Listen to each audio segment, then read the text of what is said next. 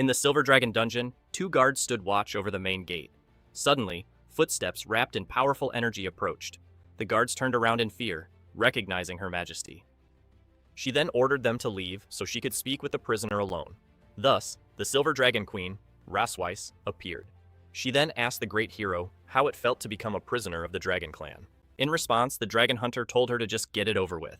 However, the monarch found his request curious and asked if he truly desired that. Then she stepped closer, saying it wouldn't be that easy since he was such a handsome man. As she touched him, she suggested that adding a few more scars would make him perfect.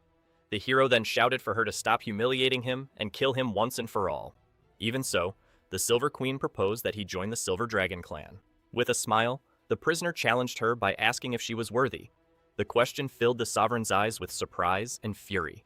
In a moment of rage, she struck him with a blow that shattered the chains around him. After the strike, a hero fell, coughing amidst the dust.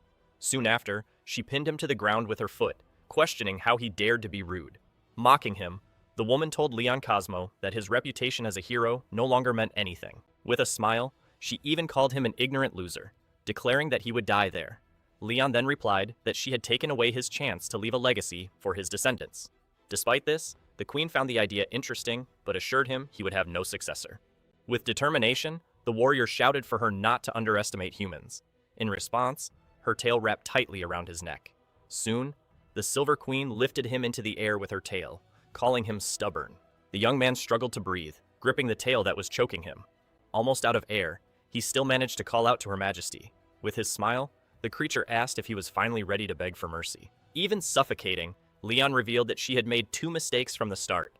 Surprised, she listened as he said her first mistake was being alone with the Dragon Slayer. Then he prepared to reveal the second mistake she should never have made. Leon then shouted that her second mistake was tasting his blood. Immediately, the queen realized she had fallen into the blood curse. With that, her tail released him, and Leon finally fell free to the ground. As he backed away, his opponent stared at him, feeling the effects of the curse. The monarch suddenly felt her body heat up, completely out of control. She then fell to her knees, not understanding what was happening to her body. Completely confused, she wondered what the hell was going on. Leon then explained that she would live in the pain brought by his soul forever. Tears ran down the dragon's face as the curse intensified. Suddenly, Rasweiss threw herself over Leon, who looked at her in surprise. With the force of the impact, she knocked him down onto the dungeon floor. Lying on the ground, Leon asked, confused, what was happening. Observing her, he realized the situation was arousing her. Hesitation, the silver dragon leaned in and kissed him forcefully. The unexpected kiss left Leon completely speechless. An hour later, clothes and chains were scattered across the dungeon floor. Soon, the creature awoke with the effects of the curse still visible in her eyes. As she sat up, she looked around confused, trying to understand what happened. Furiously, she turned abruptly toward Leon, unable to believe the situation. Then she screamed, asking what he had done to her. Leon then explained that the blood curse creates his soul connection and that when he dies, you will feel endless pain. The sovereign called it absurd, questioning what had happened if the effect was only supposed to occur after his death. With that, the prisoner admitted that what happened was an accident as he hadn't expected that side effect. Immediately, she shouted furiously for him to shut up. Even so, Leon asked for the smile if dragons didn't follow the rule of mononymy. He then revealed that she could no longer have another mate or descendants, as the spell had exceeded his expectations. Then he teased her by reminding her that just like him, she now would have no successor either. Filled with rage, the queen called him a bastard as energy crackled around her. Calmly, he asked if she wanted to kill him, stating that she didn't need to, because he would die soon anyway. Finally, Leon declared that his curse was for her to live with hatred and pain forever. The dragoness remained silent, dressing herself while processing the situation. Then she asked how a human could take revenge in such a despicable way and still want to die. With her hand glowing with power, she called him a scoundrel, incredulous at his attitude. Then she struck him with magical energy directly in his chest. Liam Cosman was once a legendary dragon-slaying hero. At just 5 years old, he killed a fierce dog and became the apprentice of a passing dragon slayer. At 10, he entered the Imperial Academy, graduating as the youngest and highest-ranked student in history. By the age of 15, he was already on the battlefield, slaying dragons and reclaiming territories for the Empire. Thus, he became known as the strongest dragon-slaying hero and humanity's only hope for victory. But everything changed when he became a prisoner of the Dragon Clan, and 2 years have passed since his capture. Suddenly, he woke up screaming, as if emerging from a long nightmare. While trying to catch his breath, he looked around completely disoriented. With his hand on his chest, he still tried to understand what he was feeling. Then he realized he was in a luxurious and unfamiliar room, wondering where he was. Next, he heard the sound of the door slowly opening. A small, dark-haired girl peeked through the crack in the door. With a sweet voice, she noticed that he was finally awake. The hero was completely shocked, thinking about how cute she was. With that, he started to understand everything, concluding that he must be in heaven for his great contribution to humanity. He called her a legendary angel, but the girl asked, confused what an angel was. Smiling, he approached and asked what the little angel's name was. The girl cheerfully replied that her name was Moon. He thought it was a very beautiful name, but wondered why her hair color was so strange. Moon then explained that her mother said her hair met the moon, surprising him with the idea that angels had mothers. As he picked her up, he introduced himself as Leon Cosmode, and she excitedly said she knew Leon meant lion. He asked who had told her that, and she answered that it was her mother as well. With sudden suspicion, he hesitantly asked who her mother was. The girl joyfully replied that it was Ross Weiss, leaving him completely shocked. Realizing that her mother was the Dragon Queen, he began to piece together his own situation. With a radiant smile, Moon concluded that he was her daddy. He was paralyzed and speechless. The girl asked if he was her father and Mommy Ross Weiss's, then called for her mother. The confirmation hit him hard, leaving him stunned. Soon, the Silver Queen appeared. Moon said Daddy woke up, but she just replied she knew. With a smile, the Queen confirmed he had finally awakened. Moon revealed Mommy must be happy, visiting him daily. Draconids confirmed it, but Leon thought only an idiot would believe that. She asked Moon to play outside to speak with her father. Once alone, he asked if Moon was his daughter. Yes, biologically. Her tail tapping, the Silver Queen angrily said he hated her. Leon stepped back, asking why she gave birth to the child and why she saved him. The Queen explained he'd been asleep 2 years, asking if he thought she'd let it go. Furious, he shouted he never wanted that, they couldn't coexist, and he'd never touch her otherwise. She teased, asking if touching her was torture, and he confirmed it was. Her tail immediately wrapped his leg. With it, she threw him onto the bed. As she pinned him, he fearfully asked what she'd do. Without answering, she tore his shirt. With a magic circle, she revealed she'd carve her dragon pattern onto him, making him scream to stop. She said it would make him her prisoner. His greatest shame? Never able to leave her. She mocked him, asking what his human comrades would think seeing the dragon tattoo. As the mark spread, he asked why she went this far. The sovereign explained a dragon's revenge was extreme and inhumane. She declared he'd live in shame, humiliated by her forever. But Leon felt something unexpected as the mark formed. For the Queen, this was great honor. She leaned over him, saying it was time to begin his unbelievable dragon revenge. The scene begins in Grand Silver Dragon Castle. 2 maids comment the Queen's in a good mood. Her husband woke from his coma. Hidden, the Dragon Slayer overhears, irritated by the claim he's that so-called husband. He remembers the Silver Queen squeezed him a whole day and night, nearly breaking his waist. He decides he won't be her plaything. He'll escape. Soon, he observes guards at a castle gate. He realizes it's impossible to leave. 4 dragons guard the passage. Still, he finds the silence and lack of guards strange compared to 2 years ago. Suddenly, something unexpected catches his attention beyond the wall. He finds a mysterious hole in the grass, wondering how it got there. Suspecting a trap, he ignores the risk. Desperate, he decides the hole is his only way out. As he enters the tunnel, he bids farewell to the Queen, saying she can keep Little Moon. Little did he know, the girl watched him. She then excitedly points to her mother, saying Daddy's digging a hole like a dog. The sovereign watches and agrees he's incredible. Moon asks when Mommy will reel him back in. The woman explains it's rude to use reel when talking about her father. Curious, the little girl asks what word she should use instead. With a smile, the Queen replies that the right word is bring him back. After some time, the fugitive keeps running through the forest. As he runs, he thinks that he will soon reach human territory beyond the mountains. Then he stops for a moment, believing he has run far enough to shake her off. However, his face fills with shock as he senses something approaching. Looking up, he screams Rossweiss's name upon seeing her flying in her dragon form. Soon after, she congratulates him on being such a great runner, leaving him terrified. Unexpectedly, her tail appears in front of him. Then, the creature shows up and asks if it wouldn't be fun to play with him. The dragon seems disappointed and reveals that she helped him escape, creating the hole for him. He admits that he suspected it was a trap, but he didn't expect her to catch up so fast. The winged figure asks if humans will still see him as a dragon slayer with that mark on his chest. He replies that he would rather start a new life as an ordinary person than be tortured by her. Annoyed, the dragon complains that he doesn't know how to appreciate her kindness and prepares to act. With a swift motion, the beast grabs him with her huge paw, leaving him scared. As Ross Waste takes flight, he yells, asking where she is taking him, and she says she's helping him return. 3 hours later, the dragon flies over night sky near the border town. Suddenly, the creature drops him in freefall, making him scream in panic. With that, he crashes through the treetops from the impact of the fall. The forced landing makes him hit the forest floor hard. On the ground, he groans in pain while holding his head.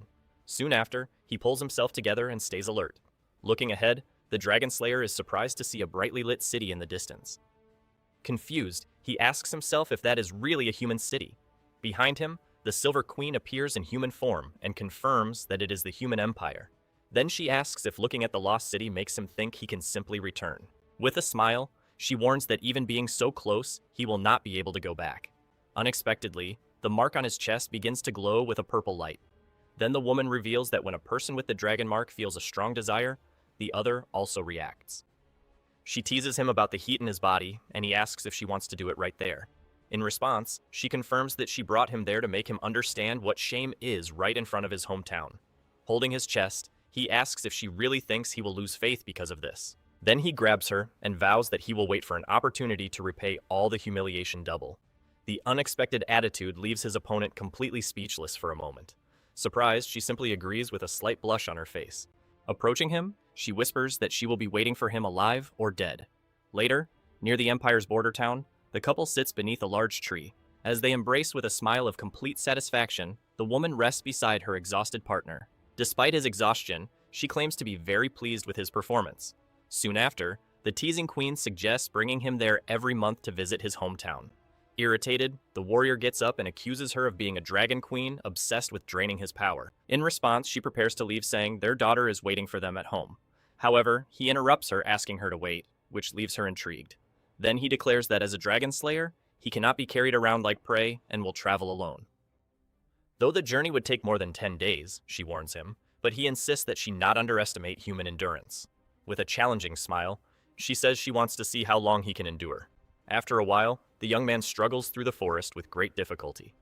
However, he soon stops, panting, completely exhausted from the long journey. She catches up to him and asks if he needs help, but he denies being tired. She teases him, saying the only thing tough about him is his stubbornness, which irritates him. The two stare at each other for a moment, tension filling the scene. Suddenly, the young man spots a dragon slayer army approaching through the trees. Because of this, he becomes excited, imagining that the knights might help him escape the dragon. But at his side, the creature's expression turns cold and threatening. Immediately, he realizes that if he calls for help, they will all be killed without hesitation. At that moment, one of the knights raises his hand, signaling the group to stop. Soon after, the squad leader turns toward the couple and asks if they are lost. With a forced smile, the young man replies that they were just out for a walk, determined not to involve innocent people. The knight then warns them of the dangers in the forest and offers them a ride to ensure their safety. Shortly after, he introduces himself as Walker, captain of the 47th Dragon Slayer Squadron. Gratefully, the young man declines the offer, claiming they can protect themselves, trying to make them leave. Suspicious, the captain comments that the young man's face looks familiar and asks if they have met before. The simple question fills the driving queen's eyes with fury. He quickly realizes the danger ring, sees her hand glow with energy. In an agile movement, the young man grabs her hand, preventing any attack. To cover it up, he pulls her into a hug and claims that the captain must have mistaken him for someone else. He also says he has a common face while whispering for her to let him handle the situation. The leader watches the scene while the woman seems to accept his proposal. With a laugh, the captain says goodbye, saying he won't interrupt their romance any further. As soon as the troops leave, they both watch the wagon disappear down the dark road. With an angry look, the dragon asks if she has been hugged enough. Then she pushes him hard, making him step back.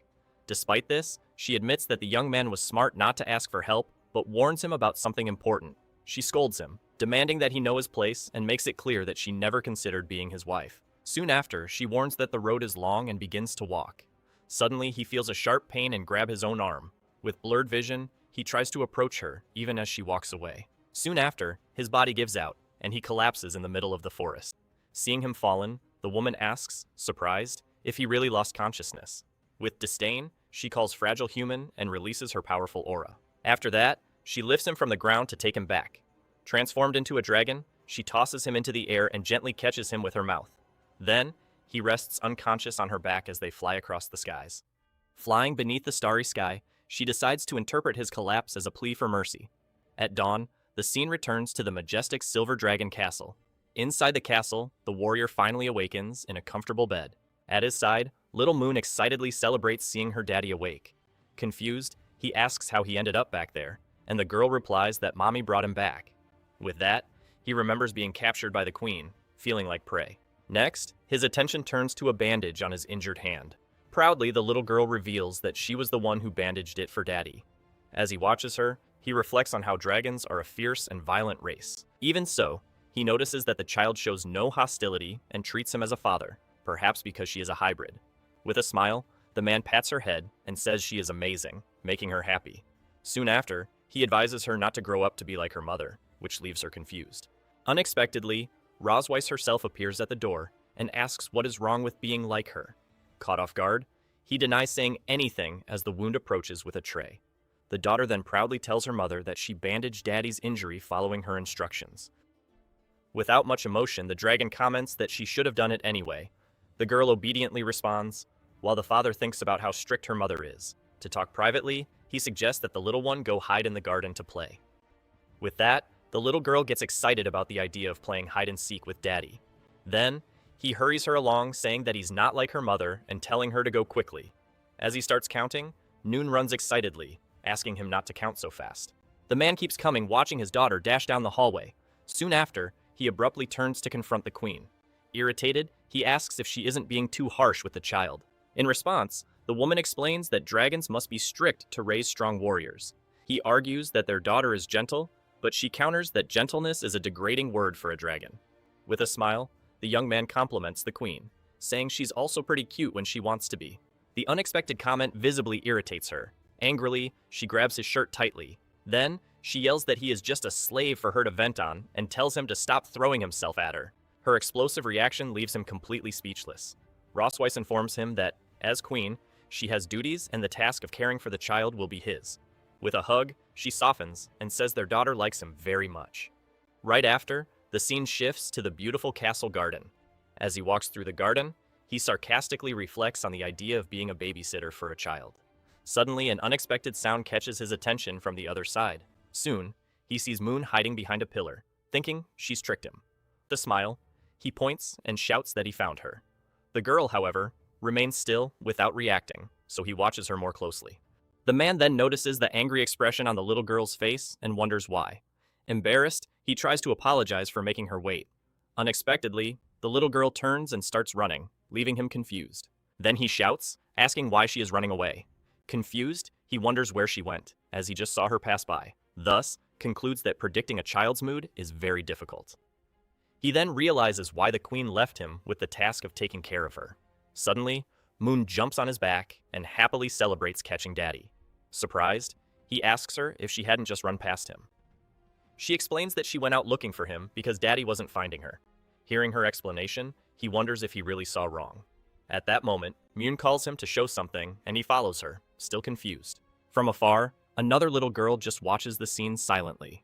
Moments later, the water from the fountain gently trickled down the garden wall. Meanwhile, Moon hummed softly as she focused on her drawing. Behind her, her father watched with a calm smile on his face.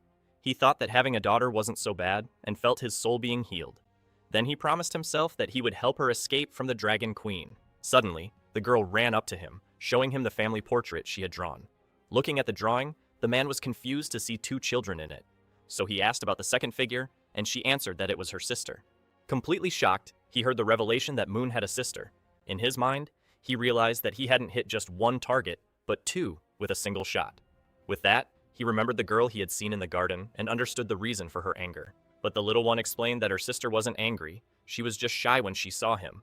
He reflected that it was normal for them not to be familiar since they had just met. Thus, he concluded that it was that woman's fault and decided he needed to confront her. Far away in the study, the queen was working at her desk. She then raised her gaze from her reading with a serious expression. At that moment, the man burst into the room, calling her name loudly. Unfazed, she calmly asked where Myun was. He replied that their daughter was playing with her sister and questioned who she would tell him that he had another daughter. With a slight smile, the dragon asked if he hadn't figured that out already. Right after, he thanked her for giving him 2 daughters, saying she had certainly worked hard. Then he promised to write her name on the family tree, which visibly irritated her. The queen then asked if he knew why she hadn't told him about the other daughter. He accused her of being jealous of his relationship with Moon and of hiding Noah on purpose. Surprised, the woman asked if he was really that eager to meet her. The warrior replied that he wanted to build a good relationship with his daughters, unlike the cold mother she was. With a challenging smile, the sovereign merely warned him not to regret it later. Later, sunlight streamed through the kitchen windows. Then, he appeared holding a knife with a determined smile on face. While chopping vegetables, he decided to win over his shy daughter with a delicious meal and make the queen regret it. He remembered making that stew often in the battalion, as its sweet flavor was good for children. After tasting it, he proudly confirmed that his cooking skills hadn't gotten rusty. At that moment, he imagined that no one loved the food, and he felt confident that the taste would win her over. Outside, 2 maids watched the kitchen scene with curiosity. They commented that the prince was a good dragon for cooking for his family, even after recovering from illness. Suddenly, both were surprised to see Ross Weiss arriving with the 2 daughters. The queen then dismissed the maids from dinner, saying they could go rest. As soon as they arrived at the dining room, he greeted them, saying they were just in time. Moon ran to her father, praising the delicious smell, and he told them he had prepared stew and steak especially for them. With a loving look, he wondered if Noah could feel his feelings through the food. However, the girl simply turned her face away with disdain, leaving him completely shocked. He was frustrated, wondering why this was so different from what he had imagined. Then, he mentally accused Ross Weiss, convinced that she had predicted this outcome and prevented him from meeting Noah for that reason. Firmly, the woman instructed the daughter to formally introduce herself to her father. The girl then introduced herself as Noah K. Melf, daughter of the Silver Dragon Queen, Ross Weiss. "Try and get closer." The warrior politely introduced himself as Leon Cosmo, her father. The girl's response, however, was one of total indifference. Awkwardly, he wondered if the child held some grudge against him. Sensing the situation, Moon whispered to her sister to speak more so she wouldn't embarrass Daddy. With her arms crossed, Noah doubted that he was really her father, saying he looked far too weak, though his words hit him hard and he felt the full impact of her question. When did he thought to himself that he had a wild daughter and was facing his first crisis as a father? The family dinner, which should have been a pleasant occasion, became the most tense moment of Leon's life. Though they looked alike, he noticed that his daughters had opposite personalities, with Noah being just like her mother. With a hopeful smile, he asked his eldest daughter if the food he had prepared was good. Noah replied that it wasn't, complaining that the meat was tough and hard to chew, which hit him hard. Seeing the scene, the queen couldn't hold back a discreet laugh. When Myun asked why she was happy, the woman replied that it was because the family was gathered together. Soon after, she teased her companion, asking if he wasn't happy too, and he awkwardly agreed.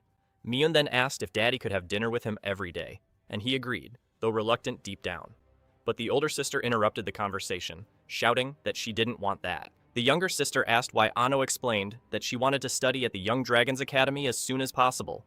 Rosweiss reminded her that the department was for older dragons and asked why she was in such a hurry. The girl then declared that she wanted to start defeating dragon hunters right away, leaving her father stunned. He quickly realized in shock that the girl wanted to defeat him, her own father. With that, he tried to warn her that those warriors were strong and that it would be dangerous for her. Noah snapped back, saying not to treat her like a child, while he thought that she truly was one. The queen agreed with her daughter's idea, saying that the sooner she learned, the faster she could fight. Then, she challenged the man to give a reason to stop Noah from going to the school. Realizing that opposing them would only make his image worse, he decided to change tactics. So he reluctantly agreed, saying it was fine by him. At that moment, he understood Rosweiss's true intention. He pictured her as a giant monster, realizing that she was using their daughter to mentally attack him. While promising himself to get revenge, the woman declared that he would help Noah prepare for the exam in a month. Excited, the girl immediately agreed to her mother's orders. As soon as dinner ended, Moon happily showed off her full belly to her sister. After the girls left, he turned to Rosweiss and called her. Then he said they needed to wash the dishes, leaving her confused by the request. She replied that the servants would take care of that. He explained that the proper way to end a family dinner was for the couple to clean everything together. Whispering, he asked if she didn't want to create a harmonious family environment for their daughters, even if it was all a lie. Looking back, Rosweiss saw their youngest daughter watching them with eyes full of hope. Seeing the girl's gaze, the queen reluctantly agreed to the idea. Hearing her response, Moon excitedly offered help too. Noah then firmly grabbed her sister's hand. Next, she pulled Moon away, saying that the girl was coming with her. With the two girls gone, the kitchen fell silent, leaving only the dirty dishes in the sink. Rosweiss turned to her companion and asked when he planned to start helping. With a confident smile, he asked if she had forgotten what he told her 2 years ago. He quickly reminded her of his warning never to be alone with a strong dragon hunter, which left her surprised.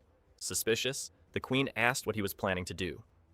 Kim replied that unlike last time, he wouldn't let himself be manipulated by her. Furious, the woman attacked him with her tail, questioning if he thought he could escape. However, he easily blocked the strike with just his hand. He grabbed her tail and asked who he wanted to escape. The queen let out a cry of surprise at the sudden and unexpected touch. The pull threw her off balance, making her fall to her knees, completely shocked. Then, the man revealed that he had read about the Dragontail's weakness, asking with a smile if she couldn't do anything now.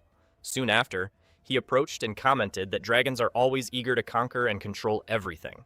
Finally, he asked if they had ever been controlled themselves, leaving her completely speechless. Despite her heavy breathing, Rosweiss remained completely flushed on the floor. Right after, she demanded that he release her tail. In revenge, Leon reminded her how he had been humiliated purely for her pleasure. With that, he suggested they try something different, provoking a flood of insults from her. Quickly, the woman reacted, trying to break free. Meanwhile, two maids wondered whether the prince's magic had finally ended. Soon after, they entered the kitchen, surprised by how clean it was, and questioned whether the prince was responsible. One of them smiled, enchanted by a perfectly clean dish. Through the crack in the door, the dragon silently watched their conversation. Immediately, he silenced her, warning that the maids could not see her in that situation. Right after, the kitchen door closed. The young woman glared at him furiously. He approached, stating that now they could begin. His gaze was firm and determined. At that moment, her eyes seemed helpless. 3 days later, at the kingdom's vast castle, curious, Moon asked if their father was dead from sleeping so much, but No decided to investigate immediately. A small kick landed on the sleeping man's face, making him feel the pain of the blow. Thus, No confirmed that he was alive, leaving him shocked at how he was being treated. As soon as he opened his eyes, he saw the younger girl startle when she realized he was awake. Immediately, the little one ran off to tell Rosweiss. While the man tried to understand when exactly he had passed out, the woman simply asked if he really needed to be reminded of what had happened. With that, Leon recalled that he had been knocked out with a single punch that night. Sitting on the bed, he reflected that any ordinary person would have died from such cruelty. Even so, he admitted that she was very beautiful and didn't look her age. The girls then asked what was wrong, but Noah said he was only staring at their mother. Discreetly, Rosweiss knocked over a flower ornament on the vanity with her hand. The sudden movement made the warrior turn toward her. Then, he picked up the delicate accessory. With a calm gesture, he placed the ornament in her hair, saying that it suited her very well.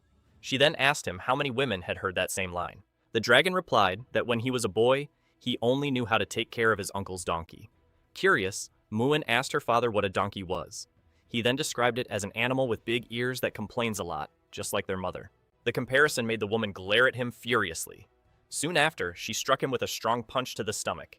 The daughters asked if their father was okay, and he replied yes, still in pain. The matriarch then announced that he would teach the girls how to write, making him complain for not being consulted first. Nguyen celebrated the news, while Nguyen declared she could do it by herself. Soon after, both ran off the library to find a pencil, and Noah chose the color purple. Alone with the dragon, Rosweiss informed him that her sister would be visiting and could not see the daughters. He then asked why, wondering if her family didn't want to meet them. With that, the woman explained that he was now Leon Cosmo, a dragon who had awakened after 2 years. Finally, she ordered him to memorize the surname in case he encountered her sister. He simply confirmed that he understood Her Majesty's orders. As he watched her leave, he wondered whether the queen truly believed he would obey her. On the contrary, he decided that he would make her suffer the greatest humiliation in front of her sister. In the study room with the Silver Dragon Temple, the lesson was beginning. Leon then demonstrated to his daughters how they should write, asking them to pay close attention. Right after, he showed them the written names and asked them to memorize the writing before practicing. However, Noel complained that his hammering was ugly, claiming that their mother's was much prettier. Noon asked what he would do, and the dragon replied that he needed to return something to their mother. As he'd left, he warned that he would come back to check their work, making Noah wonder if he was an idiot. Her sister commented that he seemed happy, but the little silver-haired girl denied it, admitting that at least he wrote quickly. Even so, she couldn't hide a slight blush on her face. Meanwhile, at the city gate of the Silver Dragon Temple, an important visitor was arriving. The newcomer was Isabel Melqui, Queen of the Red Dragons. Right after, she hugged Rosweiss, happy to see her sister again after so long. The visitor commented that it had been a year since they last met and said that the other looked healthier. With that, she asked why her husband wasn't there since she had heard that he had awakened. Rosweiss lied saying that he wasn't feeling well, and the queen expressed regret at not being able to meet the dragon who had won her sister's heart. Finally, she teased that they must get along well to have had children so quickly. Her sister denied having any feelings for him, claiming that the marriage meant nothing. Isabel simply remarked that she was still the same proud person as always. Then, the hostess suggested they go to the garden to talk while they walked. From afar, the two walked side by side, holding each other closely. From a window, the prisoner watched them through a telescope, identifying Rosweiss's sister. With a determined look, he decided it was time to test the influence of the dragon mark. Meanwhile, Isabel spoke about the recent instability in the territory of the Fire Dragon King. Upon hearing this, Rosweiss remembered a name, Constantin, as the image of a fire dragon appeared in her mind. She asked if he had disappeared, but her sister speculated that he might be trying to expand his territory. Suddenly, a mark on her chest glowed intensely, causing her a sharp jolt. At that exact moment, she felt a strange connection forming. Isabella asked if something had happened, but the warrior covered it up and asked her to continue the conversation. In her thoughts, she cursed Leon knowing he was the cause of that feeling. Soon after, she suggested reinforcing the border defenses to prevent any incident. With that, she felt the dragon mark's effect growing stronger in her body. Her sister noticed that she was sweating and asked if she was feeling all right. Rosweiss then made up an excuse, saying she had to deal with an important matter and would return in 20 minutes. When Isabel offered to accompany her, she refused, saying it wasn't necessary. The queen figured it was the dragon mark, commenting on how young people these days love to play around. Meanwhile, Leon relaxed in his chair, wondering how long Rosweiss could endure. Soon after, she burst into the room, shouting his name, leaving him surprised at how quickly she had returned. She grabbed him and asked if he had made the mark resonate on purpose to embarrass her in front of her sister. The man pretended to be innocent, asking if it was his fault for missing her. His words left her completely speechless. The sudden comment left her startled and deeply blushing. Liam realized the effect was good, because at least he had managed to land a blow on her. Rosweiss scolded him, telling a prisoner not to be shameless and to keep his thoughts to himself. In her mind, she admitted she had been fooled by his words when she was planning to beat him up. She then warned him that he was spared this time, but the dragon merely teased her by making a face. Reflecting, he realized that with just one sentence, he left the woman speechless, proving the power of the dragon mark. However, he wondered why his heart pounded harder every time he thought about her. Immediately, he scolded himself, telling himself to stop thinking about such horrible things. Then he remembered that the girls were waiting for him, while Mew, and wondered why he wasn't coming back. At the gates of the city of the Silver Dragon Temple, Ross' sister says her farewell. With a wave, she announces that she is already leaving. Then, Rosweiss smiles and asks her sister to be careful on the way. Already in dragon form, the visitor insists on meeting her sister's husband, and Rosweiss promises to introduce him next time. Soon after, she flies away into the night sky. The Silver Queen watches her leave with a serious expression. After that, she angrily thinks that she will teach the dragon hunter a good lesson. Meanwhile, somewhere else, Leon suddenly sneezes. Reading a book, he wonders if the dragon woman is speaking ill of him. At that moment, he notices that Moon and Noah have already fallen asleep in bed. Carefully, he adjusts the blanket over them so they won't feel cold. Then, he leaves the room silently so as not to wake them. As soon as he tries to leave, a hand slams the door shut in front of him. Rosweiss stops him from leaving, while he asks if her sister is already gone. Irritated, she reminds him that they still have unfinished business today. The Sovereign drags him down the hallway by force, ignoring the prisoner's desperate protests. Soon after, they arrive at the luxurious room of the Queen and the Silver Dragons. Then, wooden basin with hot water is placed on the floor. Leo then brings the water, asking what she needs it for. The warden replies that she is tired and orders him to help her wash her feet. The unexpected order leaves him completely astonished. Still, she insists that he obey, claiming it as punishment for what happened earlier.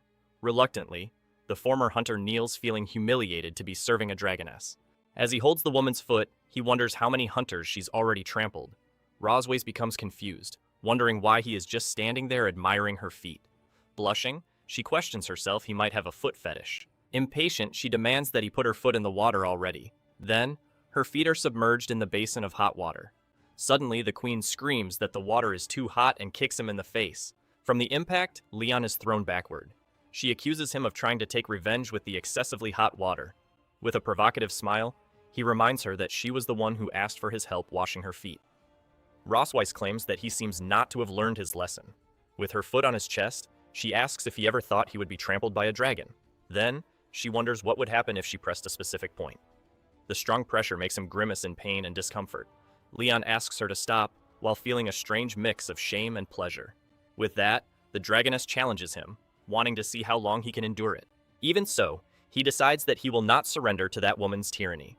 With a swift movement, he firmly grabs her foot.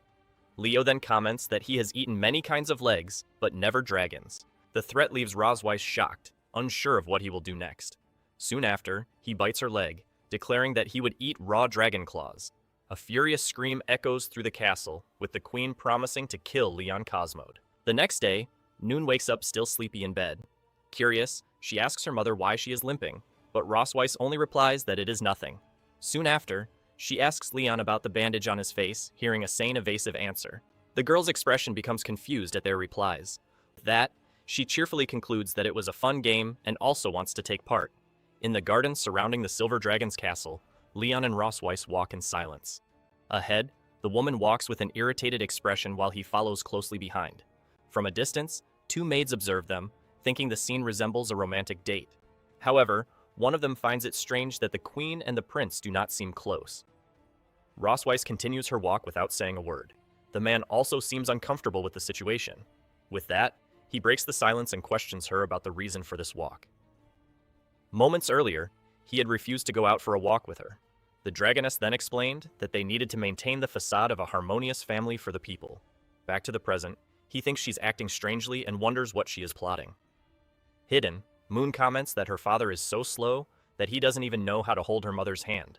Determined, she decides she will help even with Noah trying to stop her. Without hesitation, she runs towards them, while her sister pleads for her to leave him alone. Suddenly, the little girl appears behind the couple and Leon asks, surprised, how she got there. Moon then grabs one hand from each of them and joins the two together. Then, she explains that to take a walk, they need to hold hands. Hidden, the girls find the couple way too sweet, and Noe concludes that it is their mother who doesn't fit in. The man then reflects that he didn't expect holding hands would affect Rosweiss so much, thinking that she doesn't know how to get close to the girls. Then he comments that sometimes they call her mother, and Rosweiss asks if there's anything wrong with that. He explains that normally they would say, "Mommy" along with "Daddy," and the way they say it sounds distant. The Silver Queen becomes confused, questioning if there really is a big difference between the terms. With a smile, the hunter suggests they try to get the girls to call her mommy to feel closer. The suggestion leaves Rosweiss completely surprised and speechless. She then decides they will try that from now on, and he complains about being pulled to walk faster. As they walk, Rosweiss asks if he misses home, saying she has something to ease his nostalgia. Then she leads him to a storage building located behind the mountain of the castle. Leon asks what kind of place it is, and she replies that she hasn't named it. As she unlocks the door, she says he can call it a storage room or a back room. As soon as the door opens, she states that the name doesn't matter. When they enter, Leon is impressed with the place and asks if it's a dragon storeroom. Next, he notices a bracelet his grandmother gave him, commenting that it would be worth a fortune in the Empire. Rosweiss then explains that some items are meaningful to her, while others are just war trophies. Later, he asked about her family, and the Silver Queen reveals that she and her sister were raised by their grandmother. Leon adds that he also grew up in an orphanage and was adopted by his master. Curious, he asks what she really wanted to show him there. The woman approaches a chest, claiming that its contents will help him forget his worries. When she opens the chest, Leon is shocked to see his black and gold armor. Rosweiss then asks if he hadn't always wanted to recover that armor. In disbelief, he wonders if he's dreaming and if she's really going to return it to him. With a mischievous smile, she confirms that she is. However, as soon as he touches the armor, a seal of magical runes shines brightly. Leon notices the runes and laments that his old friend has fallen so far. With a victorious air, Rosweiss reveals that he has finally fallen into a trap. As the energy surrounded him, Leon asked angrily what Rosweiss had done. With a smile, she revealed that she had placed a dragon mark on the armor, activated by his touch. Then the prisoner's hand convulsed as the effect began. He grabbed his chest, regretting that he had trusted that dragon.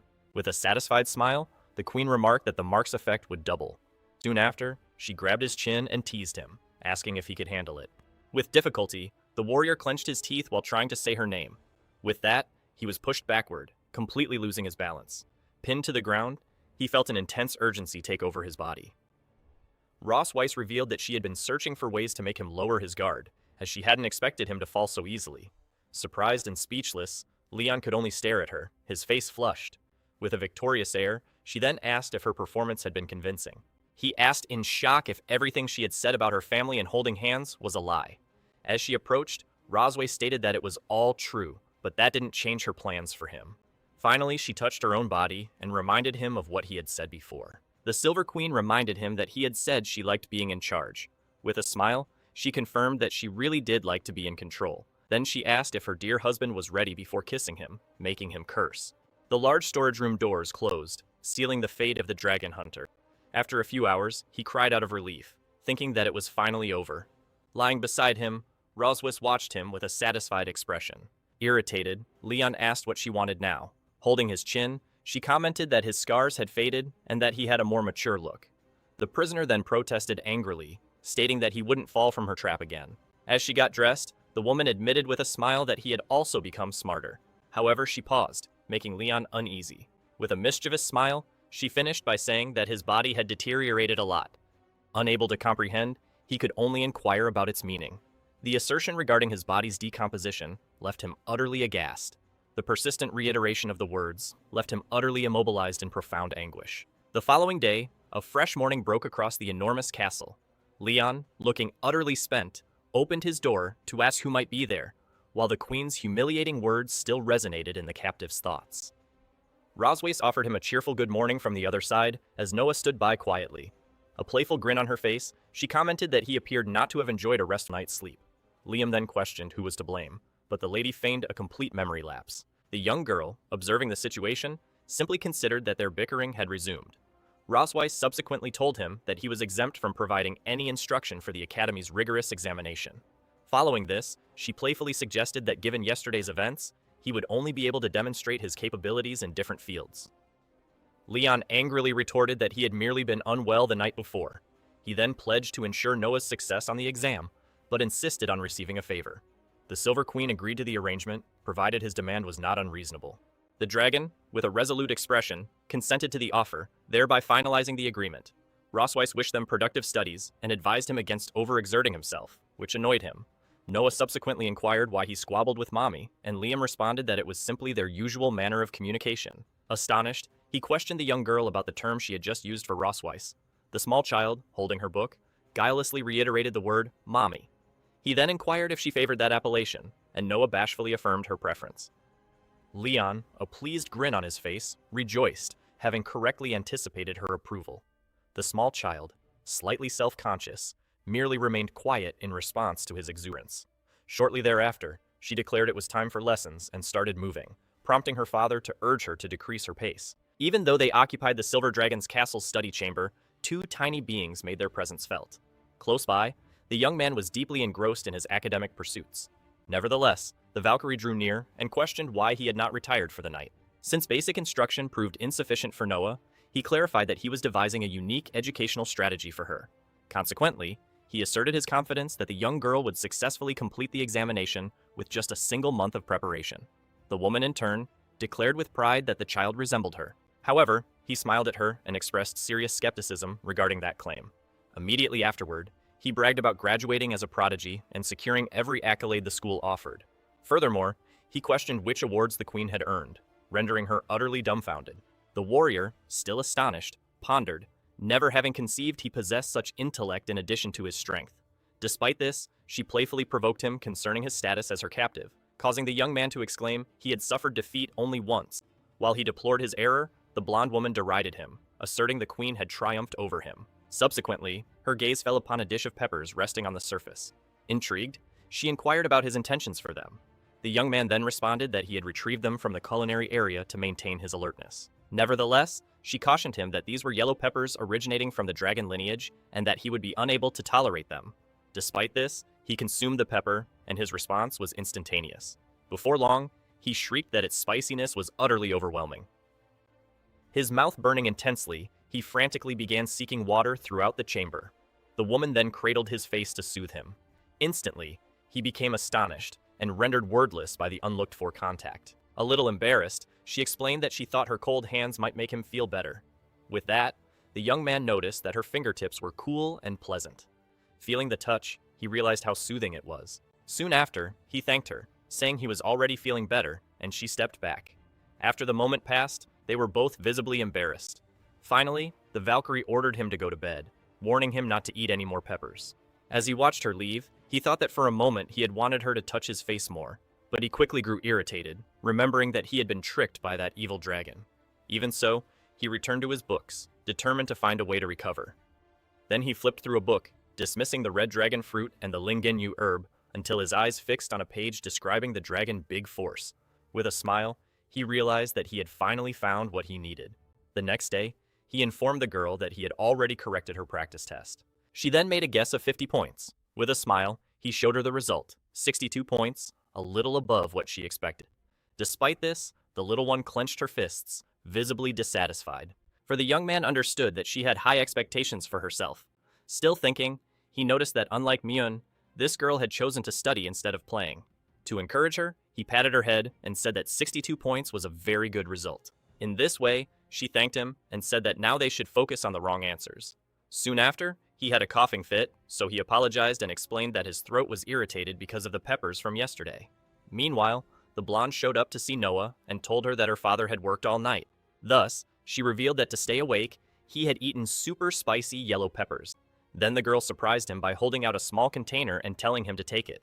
Surprised, he asked if it was for him, and the young girl confirmed, explaining that it was his wife who had sent it. With a smile, he asked her to thank her mother for him, wondering how that woman could be so kind. Then, he cheerfully suggested that they continue studying, bringing father and daughter closer together. Sometime later, in the kitchen of the Silver Dragon's castle, everything was prepared. Soon, 2 maids entered with all the requested ingredients, and the young man told them to leave them there. Meanwhile, he thought to himself that he had asked for irrelevant items so they wouldn't guess his plan. Furthermore, he reflected that despite using common, the success rate of the potion was very low. First, he began the process by grinding and mixing all the necessary components. Then he added them in order into a pot to cook.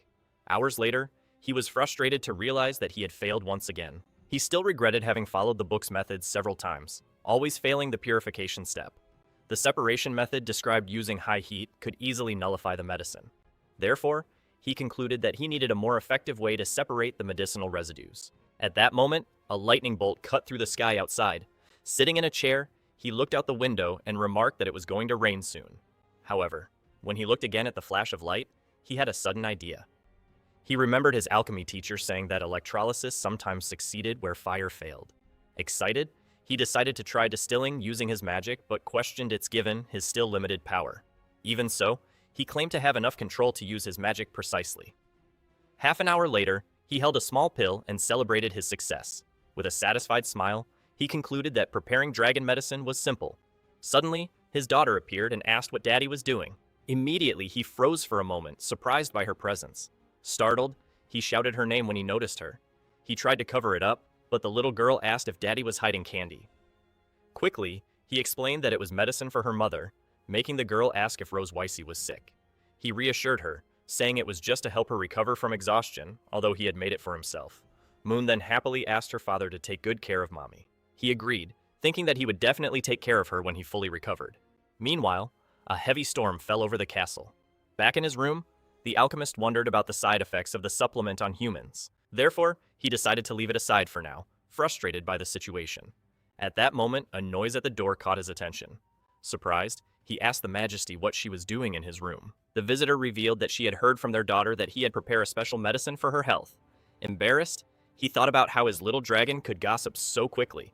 She then calmed him, saying she was surprised that he could make potions in such a simple environment. Next, she asked to see what he had prepared, so he handed over the box, thinking she would take it from him anyway. After opening the container, the woman praised him for creating dragon strength perfectly in such poor conditions. He was shocked by the praise and wondered if she was really being serious. Weiss said that he could keep the medicine, but warned that it couldn't be consumed right now. Desperate, the young man asked why it was forbidden.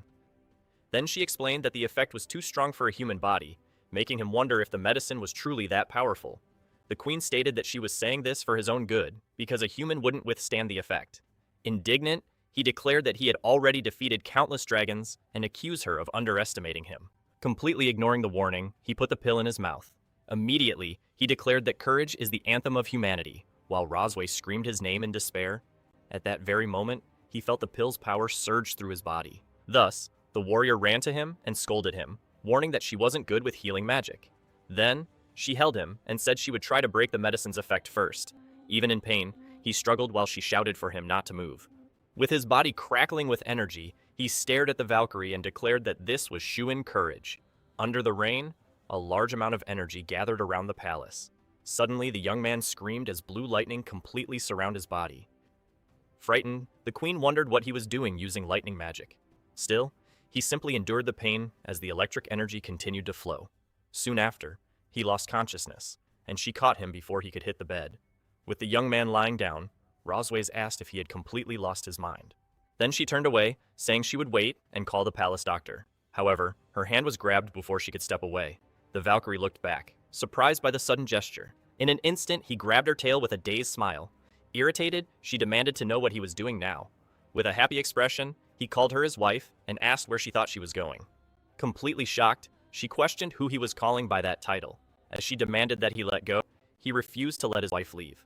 Seeing him persist, the warrior wondered if the lightning magic had caused mental confusion as a side effect. She concluded that even acting like an idiot, he didn't seem to be in danger.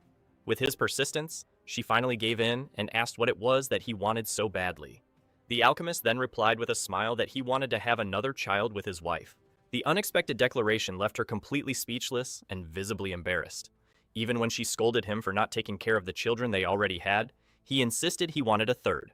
To avoid further trouble, she decided it was better to keep playing along for now. Thus, Rosways agreed to have more children, and even to visit his homeland when they were ready. As he celebrated, she thought that him acting spoiled was even more annoying than usual. Next, the bold man called her the best wife and leaned in to kiss her. The queen pushed him away, telling him not to take advantage while wondering when the medicine's effect would wear off. Soon after, she called him an idiot and punched him in the face. After knocking him out onto the bed, she sighed and admitted she couldn't help but hit him. Concerned, she leaned in and asked if he was okay. Suddenly, he woke up saying he felt a little strange. At that moment, the warrior panicked upon seeing a dark mark appear on his chest. She wondered how the dragon mark on his chest could have activated now. Then, he firmly grabbed her shoulder. As he gently pushed her toward the bed, she asked what he thought he was doing, but the young man replied that he felt strange. Soon after, he described how his body felt too hot and his chest was pounding. The queen then realized that the dragon mark, combined with the lightning, had intensified his desire for vital energy. With that, he hugged her by the tail, saying that he loved her, making her think she wouldn't be able to stand it if this continued.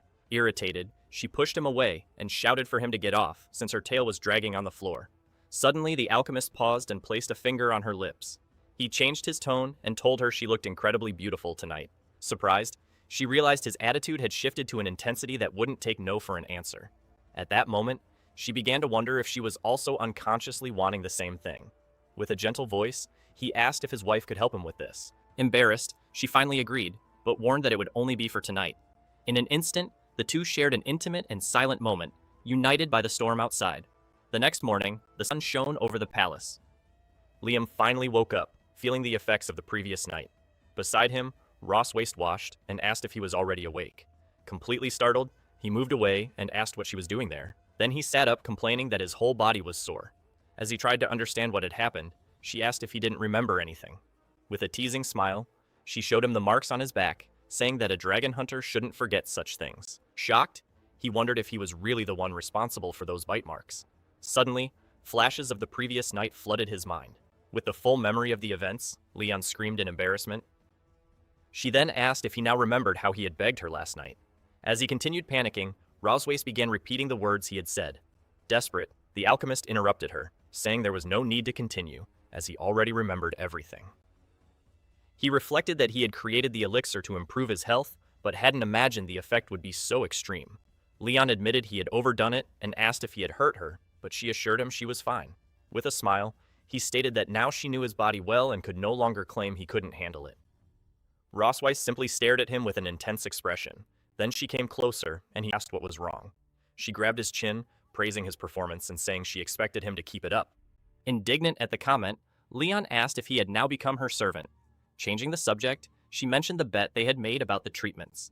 She then admitted defeat and asked if he had already thought about what he wanted as a reward. Leon replied with a sly smile that he had already decided. Then, he asked her to send someone to check on his master and his master's wife in the Empire. Ross Weiss explained that a visit was possible, leaving him deeply grateful for the help. Soon after, he composed himself and thanked her more formally. Elsewhere, in the garden of the Silver Dragon Sanctuary, Ewan approached and asked if her father was sick. Surprised, Leon denied it and wanted to know why she was asking. Miwen then revealed that her mother told her it was he who took the medicine, and that men couldn't say they were sick. He became furious, questioning how Roswas could say such things to a child and reflecting on his dignity. While Little One kept insisting on knowing if he was still sick, Leon scolded her and ended up biting his lip, making it bleed. Seeing the blood, Muni panicked and begged him not to die, saying she couldn't live without him. Liam calmed her, assuring her that he was fine, while thinking that she really reminded him of her mother, especially her bluntness. To distract her, he offered to make a new toy, and Moon excitedly celebrated the idea. With that, Leon began assembling a small, colorful cube with his tools. Then he presented the magic cube and explained that she could turn its parts however she wanted, leaving the girl thrilled. He reflected that he had never thought of using his mechanical skills to care for children, and wondered if he had a knack for it. Suddenly, his expression changed as he sensed something unexpected in the air. Immediately, he looked carefully toward the garden. And Gwen asked what it was, but he brushed it off, saying it was nothing. In his thoughts, he remembered feeling for a moment the gaze of a dragon coming from the direction where Noah usually trained. Knowing that she probably wouldn't want to approach, he decided to make a toy for the older girl as well. Later, Noah peeked through the bedroom door while Muin was already asleep. On the table, she found a magic cube with a note from Leon, challenging her to try to solve the puzzle. The girl held the cube, claiming she didn't care about childish toys. Even so, she began to turn the pieces with curiosity. Soon after, Noah hugged the gift with a smile and silently thanked her father. Although St. Heath Academy is a school of nobility with strict standards for dragons, a student's family is an important evaluation criterion. For this reason, to maintain the illusion of a united family, Ross Weiss brings everyone to the floating city. As soon as they arrive at their destination, the woman lands in her majestic dragon form. Then, Leon approaches and says he will help Muin get down slowly. While he holds her, the girl asks why he didn't transform into a dragon too. At that moment, he awkwardly thinks that he's great at killing dragons, but not at becoming one. Soon after, Noah suspiciously asks if he really can't do it. Faced with the question, the man is completely speechless. So Rosweiss explains that his body still hasn't recovered enough to take on dragon form. Moved, Muin asks her father to get better soon, and he promises to try, though he thinks it's impossible. With the moment behind them, the family heads toward the city gates. Enchanted by the sight of so many dragons, the girl gets excited, but her sister tells her not to walk so fast. At that moment, Leon starts to visibly tremble. Noticing his reaction, Rosweiss comments that it's the first time he's seen so many dragons since he woke up. With a teasing smile, she asks if he's afraid. However, he denies it and says that, in fact, he's very excited. His eyes shine as he thinks that the streets are full of prizes and he's going to get rich. In this way, the woman realizes that she worried for nothing, while he's already calculating his profits. Soon after, the bell of a photo studio door rings. An attendant welcomes them, greeting the Silver Dragon Queen and her family. As they enter, Mion excitedly points to the many dragon photos on the wall. Curious, Leon then asks why Rosweiss had to come in person, since kings command their own clans. After hearing her explanation, he teases her by saying that her title isn't worth that much. Irritated, the queen kicks in with the tip of her shoe. As he crouches in pain, she says her title is still higher than his. The photographer comments that it's an honor, and Ross Weiss says they were lucky to get an appointment with her. Then the woman asks about Leon's tail, but his companion requests a suit without room for it. She remembers how he once refused to wear tail decorations, claiming it hurt his dignity. Back to the present, the photographer guides them to try on their outfits, and Moon celebrates that she'll wear a pretty dress. Sometime later, the girl and Noah appear in their new dresses.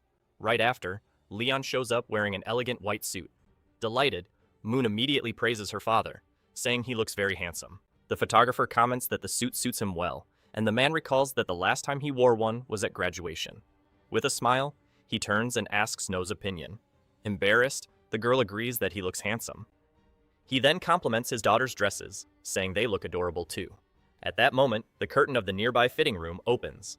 As soon as Ross Weiss appears in a black dress, Yoon exclaims that Mom looks beautiful. And seeing her, Leon is surprised and completely speechless. When she asks what's wrong, he awkwardly replies that the dress suits her.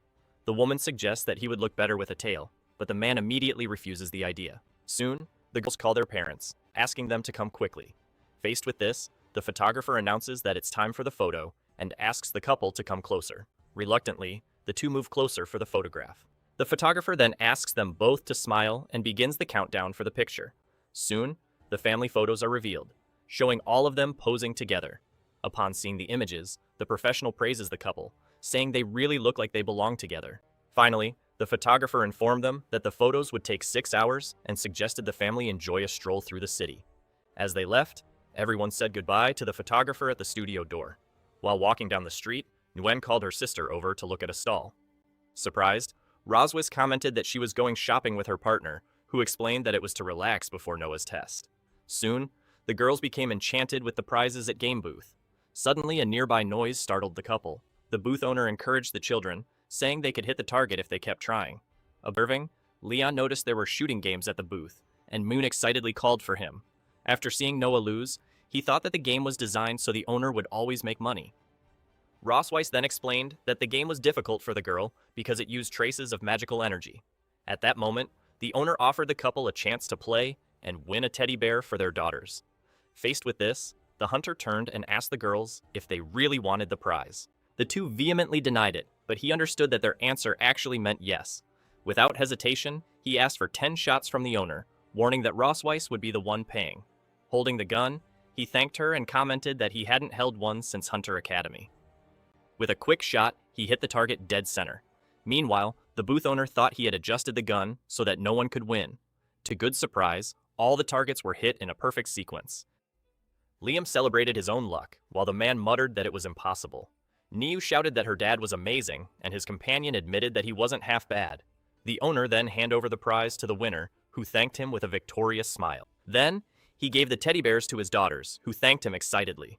Rosweiss watched the scene and thought that when he truly dedicated himself, he had a certain charm. Soon, the young man noticed her gaze and wondered why she was staring at him. Nearby, a little girl asked her mother for a teddy bear too. Shortly after, Rosweiss found herself holding a giant teddy bear in surprise. Seeing the scene, Leon laughed at the vendor's frustration and, excited, asked the boss for 10 more shots. Despite a warning not to waste time, he replied that he was there to have fun with his daughters. The hunter asked if she didn't like it, and the woman replied that she didn't want one, but he insisted that he couldn't leave her empty-handed. Even though she thought the bears were useless, she admitted to herself that they were cute. Holding a teddy bear, Rosweiss asked him to come to her room after dinner. With the unexpected invitation, Leon was completely shocked. Later, the castle lit up, setting the stage for the encounter. As he walked down the corridor, he concluded that he had been summoned for an intimate moment. Even so, he pondered that if he went, he would suffer for a night. But if he didn't, the suffering would last all week. Determined, he decided to face her and ran toward the bedroom door. To get surprised, he noticed the door was unlocked. Cautiously, he entered the room and called for Rosweiss. Upon hearing the sound of water coming from the bathroom, he deduced that she was taking a bath. Looking at the door, he noticed her silhouette through the glass. With his heart racing, he convinced himself that they were really going to have a night together. Then he tried to compose himself to control his own anxiety. Soon after, he peeked curiously as the bathroom door opened. Rosweiss then appeared wearing a nightgown and invited him to begin. Desperate, Leon realized that she planned to drain all of his energy again. Right at the start, Rosweiss asked Leon whether he preferred to do it in the living room or on the balcony.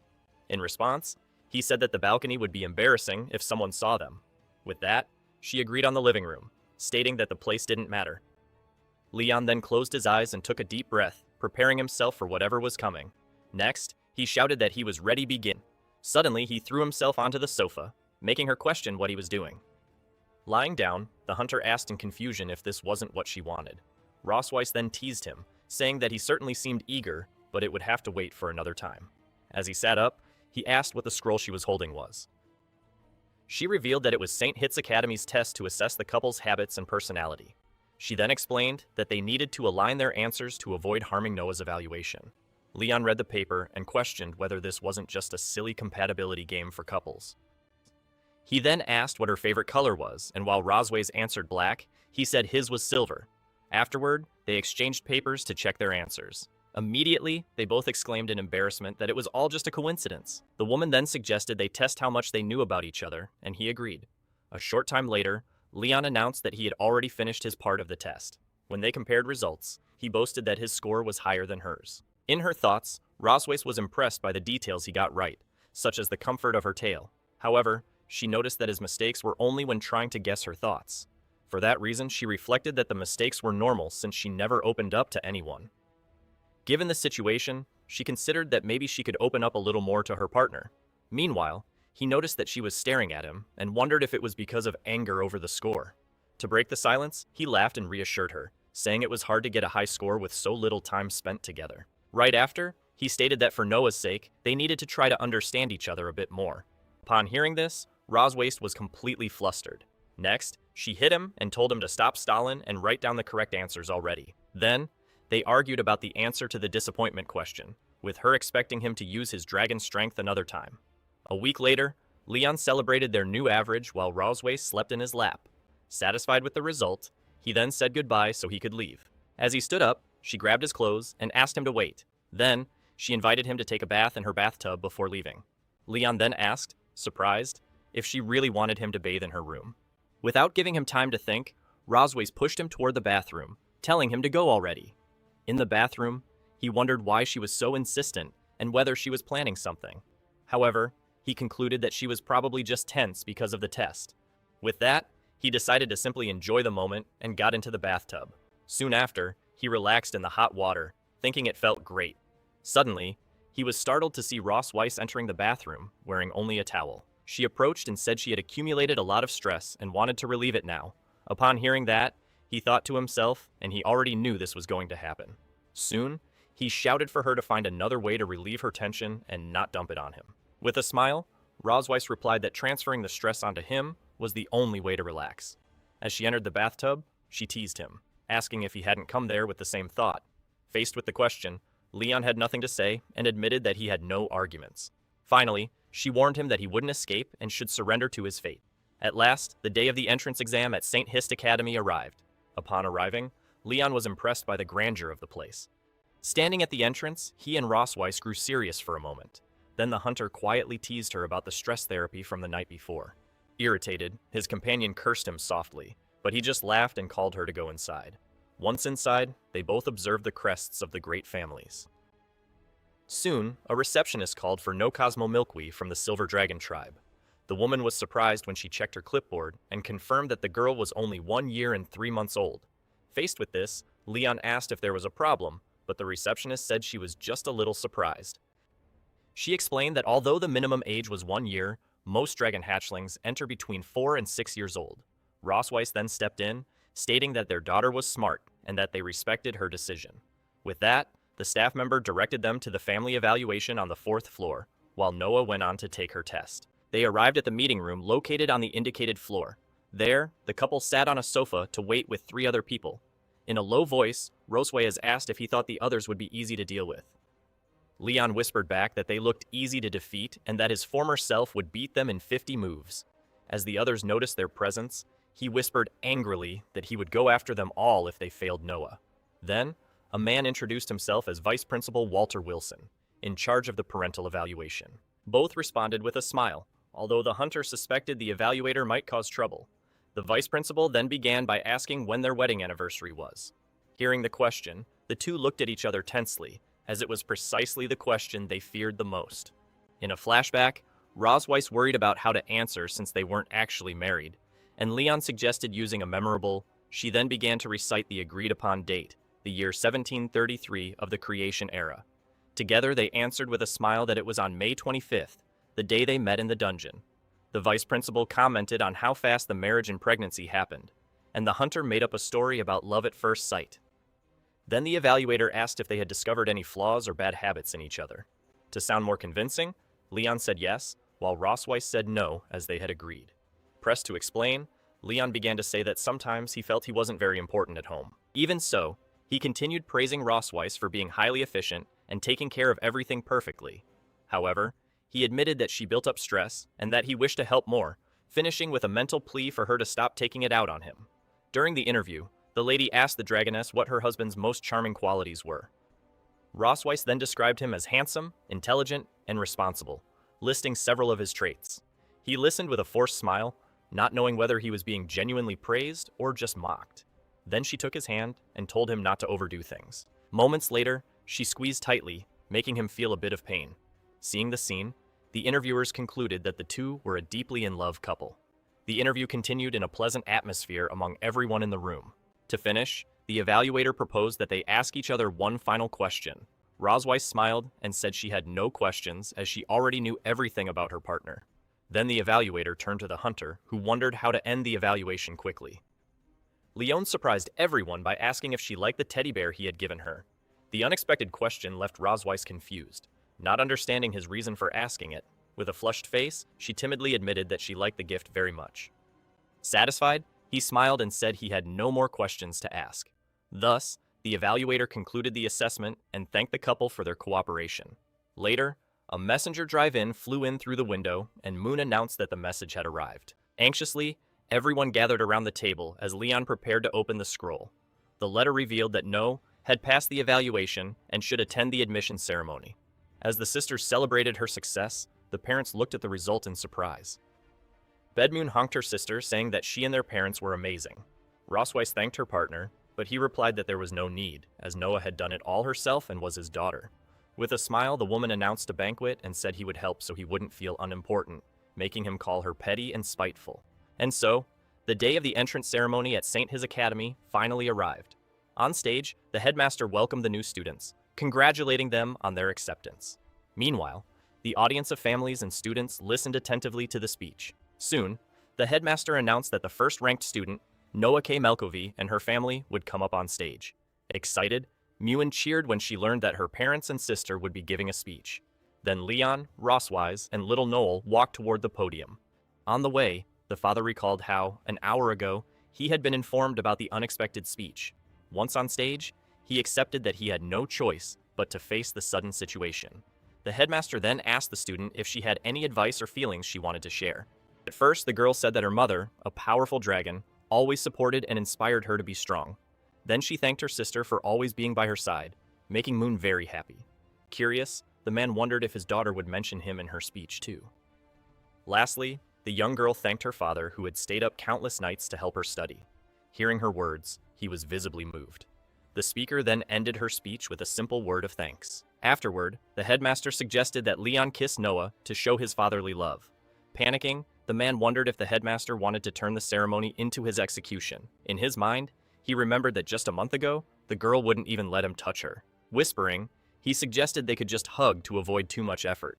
However, the girl insisted that he kiss her already and get it over with. Surprised by her response, the father was shocked for a moment. Since she insisted, he then her on the forehead. In the audience, Myung shouted that she wanted to kiss her sister too, but the maid stopped her from running up. Beside them, Rosweiss was relieved that the suggestion hadn't been directed at her. With that, the headmaster praised the Melkathi family for showing what a true family relationship looked like. Right after, he asked how Leon could forget his wife after kissing his daughter. Irritated, the man thought that the headmaster had crossed the line, wishing he had confronted him during the evaluation. But looking at Noah, he concluded that he couldn't be shaken by something so small on such an important day. Then, Leon turned to Rosweiss with a smile and reminded her that they were the most harmonious family. His wife whispered back, incredulous, but he replied that he had no choice with the girls watching them.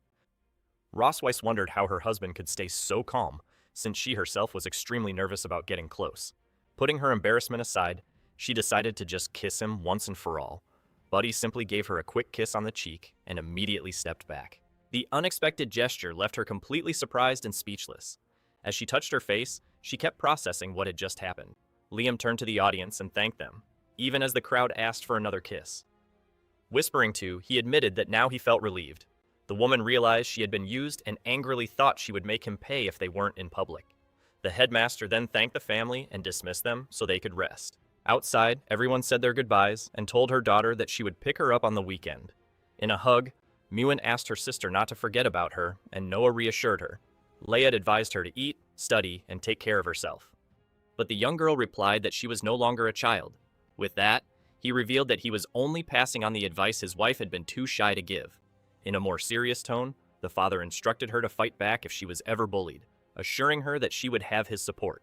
The girl asked if he had ever done that, and Leon explained that he always got beaten by her grandfather whenever he fought. But he reassured her, saying that unlike her grandfather, he wouldn't hit her over such things. Noah understood the lesson and clenched her fists, showing her determination. Later, in the office of the Queen of the Silver Dragon Temple, light filled the room. Meanwhile, Ross Weiss was reading about the blood spell, a forbidden magic that sacrifices the caster's life. As she reflected, she realized that with a small modification, the spell could be turned into a useful resource. Suddenly, the door opened, and she was surprised to see that someone had already returned. Surely her trusted handmaiden knelt and greeted her as Majesty. The sovereign then asked about the investigation, and Shirley regretfully reported that she hadn't found the whereabouts of Tiger Lawrence and his wife. Questioning their disappearance, Rosweiss was told that they had carefully erased their tracks. Faced with this, Rosweiss concluded that Leon's master didn't seem to be just a simple farmer as he claimed. For that reason, she ordered her servant to continue the investigation and report any new findings. Moments later, the hunter was attacking as he trained with a staff. He encouraged Little Moo to strike downward with all her strength. The girl then unleashed several movements at once, leaving her father surprised.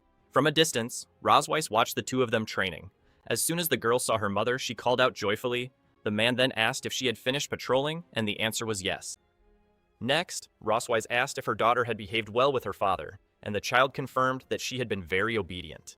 Soon after, she announced that they would have steak for dinner and told the girl to change her clothes first. Noon was very excited because she loves steak. Quickly, the maid took her away, while the little one left singing happily about dinner. After the child left, the queen turned to speak with her husband. Suddenly, he pointed the branch she had been using for training at her face. She then asked if he had finally decided to attack her, reminding him that would be treason. Liam replied that it was just a branch and questioned whether she seriously called that a weapon. Even so, the woman countered that in his hands as the strongest hunter, even a branch would be a deadly weapon. The man simply turned his face and sighed in response. Soon after, he asked her to give him a proper compliment without sarcasm, but her response was a flat refusal. Admitting his intention, he said he just wanted to scare her, while Rosweiss doubted that a branch could hurt her in her current state. At another moment, she mentioned that Noel had written a letter saying everything was fine at the academy. Liam thought that wasn't much, but his companion explained that it was rare for their daughter, her right, to reassure them. With that, he agreed and commented that in that way, the girl was very much like her mother. Rosweiss gave him a serious look, about to say something. Then she commented that despite his serious face, he was kind, and that their daughter admired him greatly for his strength. She explained that in the girl's mind, he was like an exemplary student she needed to surpass at the academy. Leon smiled with relief, as until then, he thought his daughter only saw him as a weak bookworm. With that, Rosweiss revealed that Noah often visited him when he was unconscious, and he laughed her stubbornness. She continued, remembering that when their daughters were babies, only their father could calm them down. The memory showed Leon sleeping peacefully with the two little ones by his side. Even so, he admitted that the idea of blood ties still felt somewhat distant to him. Soon after, he recalled his childhood as an orphan, never understanding what a family truly was. At age 5, his master and the master's wife adopted him, treating him like a son. For the first time, he had the idea of a home, though sometimes he felt a void when he saw other families. At that time, he believed everything would be perfect if his masters were his real parents. His master then comforted him, saying that in the future, he would become a father too. She explained that there would be people for him to love and protect, a family united by bonds of blood. With that memory, reinforced his resolve, understanding that they were his most precious family. Rosweiss pulled him from his thoughts, saying it was time to go home. He thanked her for the information and suggested they move on. Then the woman moved her foot toward her shoe on the floor. Seeing his hesitation, she asked him to help her put on her shoes as a form of gratitude. Liam was completely confused by such an unexpected request. Despite Rosweiss's insistence, Leon refused to help her put on her shoes. He complained that washing her feet had already been humiliating enough, and he didn't intend to lose his dignity further. The queen then kicked him in the face, reminding him that he still owed her for the kiss during the ceremony. Firmly, she ordered him to stop whining and finish quickly so they could leave. With no other choice, Leon agreed to help and began putting on her shoe. Rosweiss commented that his body obeyed quickly, but he grumbled that the task was difficult. The comparison made his wife furious, the remark. In an instant, she attacked him, trying to knock him to the floor. Leon then started running, saying that she wouldn't catch him, but Rosweiss chased him down furiously. Days later, Mume excitedly announced someone's arrival to her parents. Soon after, a huge dragon descended from the skies before them. The hunter noticed that the Leviathan dragon was much larger than Rosweiss in her dragon form. Even so, she explained that despite its size, the Leviathan was weak in combat and had a calm temperament. While he questioned the creature's nature, explained that the academy used it to transport hatchlings. Immediately, a beam of blue light enveloped Noah and lifted her off the ground. From within the light, the girl said she was returning to her mother. Roswace welcomed her back while Moon hugged her sister warmly, having missed her. Soon after, Noah hesitated as she tried to call Leon father, and he commented that she still wasn't used to it. As they walked, the man said that he and his wife had prepared plenty of food for her. On the table, Noah's report cards showed perfect scores and first place in various subjects. The quitting smiled proudly, while Noon looked at the results, impressed. Noah then handed over a paper and apologized for not taking first place in the physical aptitude test. Her mother comforted her, saying there was no need to apologize, while her sister insisted that she was the best. Seeing the scene, Leon thought he needed to step in, as one daughter couldn't express herself well and the other exaggerate. So he analyzed the test and said it was normal for her to have less endurance than older dragons. He then pointed out on the paper that she got the highest win rate in the class, excelling in strategy. Noah whispered that she heard her mother always had perfect scores in school. To reassure her, Leon revealed that he wasn't first in his class when he started either, but got there through hard work. He encouraged her not to get discouraged, knowing she could do even better, and Moon agreed. Moon then asked who would win if their father, being so strong, fought against their mother, leaving both parents surprised. Simultaneously, the couple confidently answered that they would win the fight. Immediately afterward, they glared at each other, questioning each other's answer. Leon bragged that no one could beat him in combat training, clearly claiming to be the strongest. With disdain, Rosway stated that she would defeat him no matter what, even if he had won more awards. The hunter teased that she married him because she lost to him, but his wife retorted that it was the other way around, and that's why they had children. With that, he challenged her to settle the dispute, something he had wanted for a long time. As Moon asked if they were going to fight, Noah decided that they should follow and watch them. Soon after, the couple stretched in preparation for battle while the daughters watched, seated nearby. Moon expressed her curiosity about who would win, and her sister explained that watching veterans train improved their skills. Rosweiss then teased her husband, questioning if his body had recovered enough for a fight. Leon replied that he didn't care, as it was a rare chance to fight the Silver Driving Queen. Staying her partner's determination, Rosweiss suggested they make a bet, leaving him curious. She proposed that if he won, she wouldn't touch him for a month, but if she won, he would grant her a wish. The hunter thought for a moment, considering the possibility of winning the bet. He immediately imagined that he could take a month of vacation, something normally unthinkable. Excited by the possibility, Leon pointed at her and accepted the bet. Then the two stared at each other with challenging smiles, ready to begin the fight. Liam and Ross Weissy took their positions in silence, facing each other. Meanwhile, Miyuan watched excitedly, eating popcorn from the bench. Suddenly, her excitement made her cup of juice fall to the ground. The sudden noise startled the couple, interrupting their focus. While Moon lamented the spilled juice, Noah urged them to hurry up and start already. At her call, the hunter took the initiative and charged forward with a punch wrapped in blue energy. However, the queen blocked the blow with ease, using only one hand. Immediately, she counterattacked with a quick strike from her tail. Liam managed to dodge the attack with a backflip, barely escaping. Supporting himself on the ground with one hand, he launched himself into a new attack. He then delivered powerful kick, which was blocked by the opponent's arm. Even though it was defended, the force of the strike pushed her back several meters. She concluded that she was at a disadvantage in close combat and needed some distance. Noticing her intention as she stepped back and unleashed magical energy, he kept a close watch. The woman then declared that the method didn't matter as long as she won while preparing a ranged attack. With that, Rosweiss unleashed a blast of energy, which the hunter dodged easily. Noon worried that her father might lose, but her sister explained that each one was using their best strategy. With that analysis, the younger girl concluded that their mother wasn't confident in close combat. Impressed, she praised her sister, who said she had learned it in class from the teacher.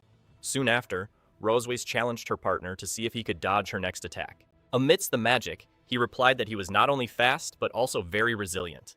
With a confident smile, the Dravones concentrated her energy for a stronger strike. Suddenly, Leon found himself surrounded by two massive waves of magic. A huge explosion of energy erupted where he had been standing. The smoke slowly cleared over the battlefield. Unexpectedly, he emerged from the dust, surrounded by lightning, saying the attack was way too slow. Rosweiss was shocked to realize that her husband had used lightning magic to strengthen his body. Determined, Leon shouted that no one was going to take away his well-earned month of vacation.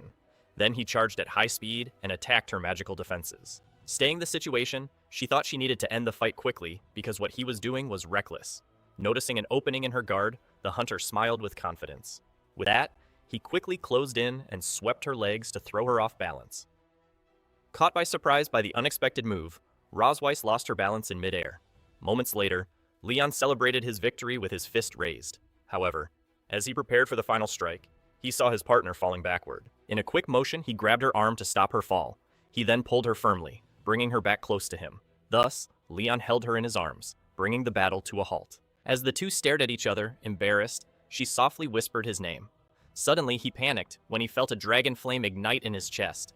The man screamed in desperation, saying that it was burning him. Confused, he looked down, not understanding what had happened. Rosweiss then scolded him for getting distracted in the middle of the battle as the flame faded away. Soon after, the daughters approached, and Moon asked who had won the fight after all. Leon sighed and admitted that because he let his guard down, he lost. His wife admitted that he was strong for fighting without his equipment, but he boasted that he would beat her at full power. With a victorious smile, she reminded him that since he admitted defeat, he shouldn't forget their bet. Remembering the deal, he collapsed to the ground in despair, realizing he had forgotten that part. The Gurgles then asked if their father had died, but Rosweiss reassured them, saying that he had just overdone it and would be fine soon. At night, in the children's room of the Silver Dragon's sanctuary, Leon said his goodbyes. He then asked Noah to take care of Mune and instructed the youngest to behave well. Soon after, he became emotional and expressed his concern about leaving his daughters alone. Noah questioned her father's drama, reminding him that it was just one night with her mother. Panicked, he replied that being tortured by his wife all night was far worse than an execution. At that, Noon cheerfully concluded that their mother was going to eat their father. She explained that she had read in a book that females eat males, while Leon worried about her delight in such an idea. At that moment, Rosweiss appeared and scolded him for saying such things to the girls. Right afterwards, she tucked them into bed and said she would only discuss interesting things with their father. As the daughters wondered what those interesting things could be, the adults gave vague and conflicting answers. Out of patience, Rosweiss dragged him away, saying that was enough, but he asked for a moment to say his last words. As he was dragged off, Leon shouted that he would always love his daughters, but No commented that adults were immature. In the room of the Queen of the Silver Dragons, 2 bottles of wine and glasses were prepared. She offered him a glass of wine, but he refused the drink. After his refusal, the woman stared silently at her own glass of wine. She questioned him, reminding him that he had promised to fulfill her request after losing the bet. Leon said he wasn't in the mood, as he thought he needed to stay sober to avoid being manipulated. Unexpectedly, Rosweiss confessed that, in fact, she had wanted him to win the fight. Confused by her revelation, he asked why she had wanted that. She explained that if he had won, he would have had a month to recover and maybe become more interesting. Suspicious, Leon then asked why she didn't simply surrender. As she approached him, the queen said that in the moment, she had an idea for a fun little game. Then, she began tilting her glass of wine. With a smile, she poured the wine onto her own body, saying that she loved the expression he made when he lost. Shocked and nervous, he asked what she was doing. Rosweiss then seductively ordered him to drink it all. He thought that the aroma of wine mixed with her perfume was a marvelous sight. For him, that moment became simply irresistible. On impulse, Leon leaned in and began drinking the wine directly from her body. The unexpected action made Rosweiss gasp, and after he drank, she asked with a flushed face if it was good like that. With a smile, he replied that it clearly wasn't enough for her. Then, Rosweiss ordered him to open his mouth. Immediately after, she bit her own lip, making it bleed. With that, the woman leaned over and let a drop of her blood fall into his mouth. Alarmed, the hunter realized that what he received in his mouth was blood. He then pushed her away and nervously asked what she thought she was doing. Feeling something strange, Leon accused her of casting a forbidden spell on him. She confirmed that it was the blood curse he was already familiar with. With that, the man's eyes began to glow intensely red. As he asked why, Rosweiss revealed that she had been bothered by the lingering sensation of the spell he had cast on her. Leon then asked her if she knew the price one had to pay for that spell. With a smile, she replied that she had modified the incantation to leave only the enchantment effect. Under the spell's influence, he said his body was burning and his mind was going blank. Rosweiss then touched his chest and confessed that she had always forced him to stay with her, even against his will. She then whispered that now she wanted him to obey. Although he had his hand on his chest, he let out a breathless laugh. Right after, Rosweiss teases him, asking if the brave dragon hunter can no longer control himself. Then she shows a magical artifact bought in the Sky City, capable of recording images for a while. Under pressure, he admits that he wants to kiss her. For a moment, the boy freezes, only able to say one word. With a smile, she asks him to repeat what he said, louder. Immediately, he shouts that he wants to kiss her, but quickly denies that this was what he meant to say. As she holds his face in her hand, Rosways comments on how pathetic he has become, abandoning his pride to beg for a kiss. Then, she states that she will not give him what he asked for. Faced with her refusal, the boy remains silent and unresponsive. In a sudden movement, he lunges forward and knocks her down while calling her name. Thus, the hunter pins her to the ground, completely breathless. Even in that position, she comments that impatience is not a typical attitude of his. While holding her hand, he confesses that he wants to kiss and embrace her. Finally, he says he wants to make love to her, and Rosweiss realizes that this reaction is the effect of the blood curse. With a smile, she says it seems like that day finally broke him. Because of that, she agrees to give in, since she's being so insistently begged. Then she calls in a little puppy and asks him to show his true face when it's all over. Right after, the scene pulls away and reveals the grand castle where they are. Soon after, only the girl's hair is seen on the pillow. Suddenly, he wakes up in bed beside her. With his hand on his head, he laments that he once again fell into the same trap that night. Then he concludes that the blunt curse made him abandon his hunter's pride and beg for her. Clenching his teeth, he realizes that this is yet another humiliation that surpasses his limits. Meanwhile, he sees that the cause of it all is sleeping peacefully after having her fun. Thus, he touches her face, noticing how completely defenseless she looks.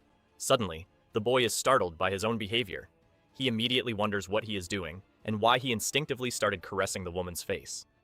He tries to convince himself that he just wanted to wake her up and that his gesture had no other meaning. However, he finds her lack of reaction strange and wonders if she's just pretending to sleep. With that, he orders her to stop pretending.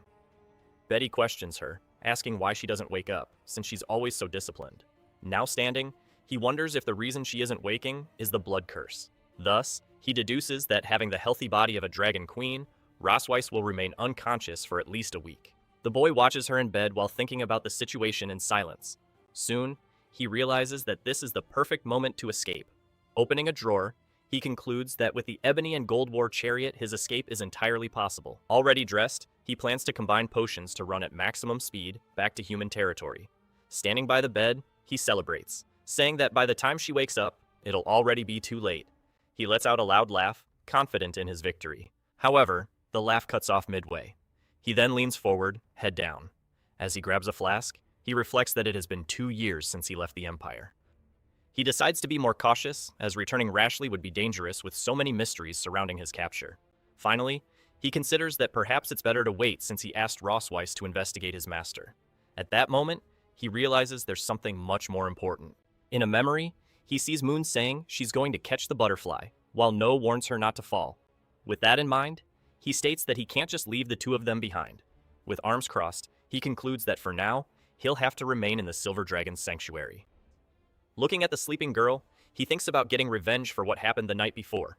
Then, he teases her, asking if she doesn't agree with that.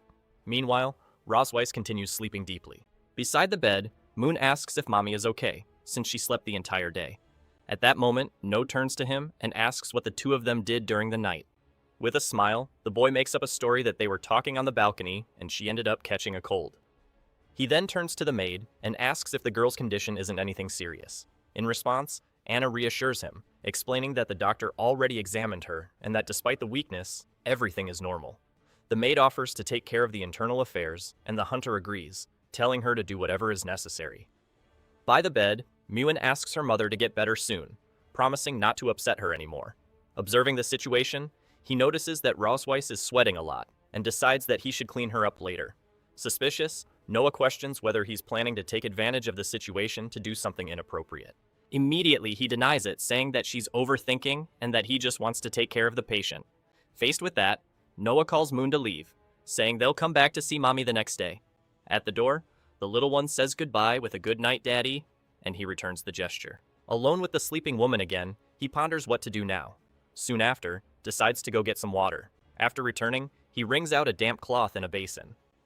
While cleaning her, the boy says he's doing it so she doesn't catch a cold, asking not to be misunderstood. He then notices that she's so weak, she can't even show the large tail she usually boasts. When he finishes, he considers that maybe he should change the girl's clothes as well. Opening the wardrobe, he sees there are many options and decides he can pick the one he likes best. Thus, he begins putting together an outfit with bare shoulders, a low neckline, and stockings. Soon, He finds the right clothes to replace what's necessary, but wonders what to do about the ears. Grabbing her hair, he considers that maybe he could tie it up to solve the issue. With a satisfied smile, he announces that everything is ready. The boy then presents his creation, Ross Wipes and her bunny girl version. However, he admits to himself that he didn't expect it, but she turned out very beautiful. Suddenly, a mark on his chest begins to glow. Grabbing his shirt, he wonders why the dragon mark is glowing right now. He remembers the explanation he was given, that the mark reacts when one of the bearers desires the other. Desperate, he denies having such thoughts while being conscious, blaming the bunny costume for the reaction. To regain control, he decides to recite the Dragonter's Code of Honor 10 times. Relieved, he admits that he almost made a mistake, but regrets that dressing Rossweiss like this won't leave behind any memory. Meanwhile, she remains asleep in bed wearing the costume. Suddenly, he remembers there was a camera somewhere around. He quickly begins to look for the object. Shortly after, he finds the camera he was searching for. While taking several pictures, he celebrates, saying that now she's the one at a disadvantage. He then adjusts the girl's face with his finger, asking his darling to smile for the photo. With the camera in hand, he says he's going to make sure those photos are very well kept. At that moment, Rossweiss stirs and murmurs in her sleep. Seeing her move, the boy panics, wondering if she woke up too quickly. He leans in to check, but the girl remains completely asleep. With a hand to his chest, he sighs in relief upon realizing it was just a false alarm. Looking outside, he decides it's better to change her back into her pajamas and continue his revenge plan tomorrow. The next day, Miwon runs down the hallway while calling for her sister. With arms crossed, Noe asks what happened and tells the little one to speak up. In response, Moon explains that her Rubik's Cube broke, and when she went to look for Daddy to fix it, she couldn't find him anywhere. Faced with this, Noe wonders if he took advantage of their mother being unconscious to escape. To reassure the younger girl, she says there's no need to worry and promises they'll live for him together. Thus, the two of them run down the castle hallway, calling out to find out where Daddy is. Looking for an empty room, Noeun's voice calls out, asking where Daddy is. When they check their mother's bedroom, the girl comments that it seems he isn't there. Right after, they check another room with Moon, confirming that he's not there either. She even looks inside a large barrel, calling out for her father. Seeing the scene, Noah questions how he could possibly be inside there. With that, the younger sister wonders if he got lost since they searched everywhere. Then Noah explains that good people, sooner or later, always end up leaving, just like last time. Not understanding, Noon asks what she means by last time. Faced with her doubt, Noah states that if her guess is correct, that man is already gone and he finally managed to escape, just like he always wanted. In her mind, the girl reflects that she always felt their family seemed harmonious, but in truth, it was full of falsehoods. She remembers that for as long as she can remember, their father was always sleeping, and their mother simply said he was their progenitor. The young girl recalls that on the day he woke up, he tried to escape, but was brought back, and since then, she felt that he never stayed there by his own will. After that, No remembers how he started getting closer, trying to please her and teach her things to act like a good father. However, she wonders if he did it out of love, or if he simply wanted them to let their guard down, so he could find a chance to escape. The girl reflects that when love hides unknown motives, she would rather not receive it than become a tool. She understands that he doesn't belong to that place, and that, sooner or later, he will leave them and disappear. Crying, Moon laments that Mommy won't wake up and Daddy doesn't love them, asking her sister what they're going to do now. Then Noah holds the little one's face and comforts her, promising that her big sister will protect her. With that, Moon hugs her and begins to cry. As she wraps her arms around her, Noah firmly declares that they will hold a farewell ceremony for that man. Meanwhile, the scene shifts to the mountains behind the Silver Dragon's sanctuary. With a map in hand, he comments that the place has a beautiful landscape and that the maid wasn't lying. The scene returns to an earlier moment when Leon asked Anna about the places Her Majesty visited most often. In the memory, the maid offers to send someone to accompany him, but he refuses, and simply asks her to mark the spots on the map. He plans to take advantage of his mobility, no longer being restricted to explore the area, and prepare a surprise for Ross Weissy. Then, he reveals that the investigation into her figure places is just cover for his revenge plan. Finally, the boy decides that his real plan is to humiliate her in her favorite place, taking advantage of the fact that she'll wake up weakened. As he approaches a large tree, he comments that it looks thick enough. Imagining the scene, he concludes that the positioning is simply perfect. Assessing the area, he notes that the ground isn't soft, but adding flower peels will fix that issue.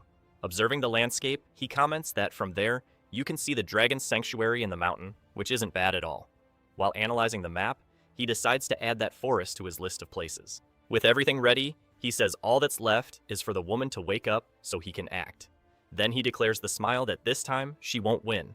Back at the sanctuary's courtyard, the boy hears the sound of crying coming from near a bonfire. As he approaches, he finds the maids and asks what's going on and why all the commotion. One of them explains that their highnesses asked for a funeral to be held and for a fire to be prepared. In front of a portrait, Muin cries, offering a steak and asking him to come back to see them. Next to the little one, Noah tells her sister to simply accept that he's already gone. Watching the scene, the boy wonders if they're playing house and decides to join in on the game a little.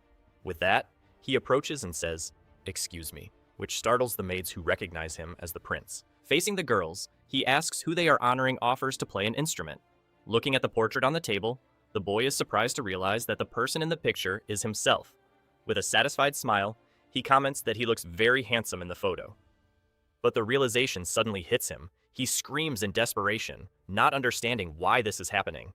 Surprised, Moon points at him and shouts that Daddy has appeared. In a relaxed tone, Leon tells his dear daughters that a funeral was a bit much since he was only gone for a day. With tears in her eyes, the little girl can only call out to him. She then runs into his arms, shouting that Daddy is back. Still in his embrace, Moon says she thought he didn't want her anymore. Caressing her head, he asks what kind of nonsense that is and how he could not want the two of them. Then No explains that they searched for him all over the sanctuary and thought he had already left. With that, she realizes she unjustly accused him. Picking Moon up, he tells everyone that it's all over and they can go. In her father's arms, the little one asks if she can eat her offerings now. As soon as he puts her down, she runs excitedly toward the table, while he reflects that she clearly inherited his Glennie. Soon after, No approaches and asks that next time he let them know before going out alone. She also adds that Moon was very worried about him. He apologizes for making her worry, while thinking that the older one is also worried but too embarrassed to admit it. Finally, No admits that either way, it was her fault for not trusting him. Her apology completely takes him by surprise. With that, Leon realizes the farewell ceremony was just a misunderstanding that came to light because of her. He then understands that everything happened because deep down, he didn't make her feel secure enough. He comes to understand that Noah desires affection, but will never take the first step and wouldn't believe in promises.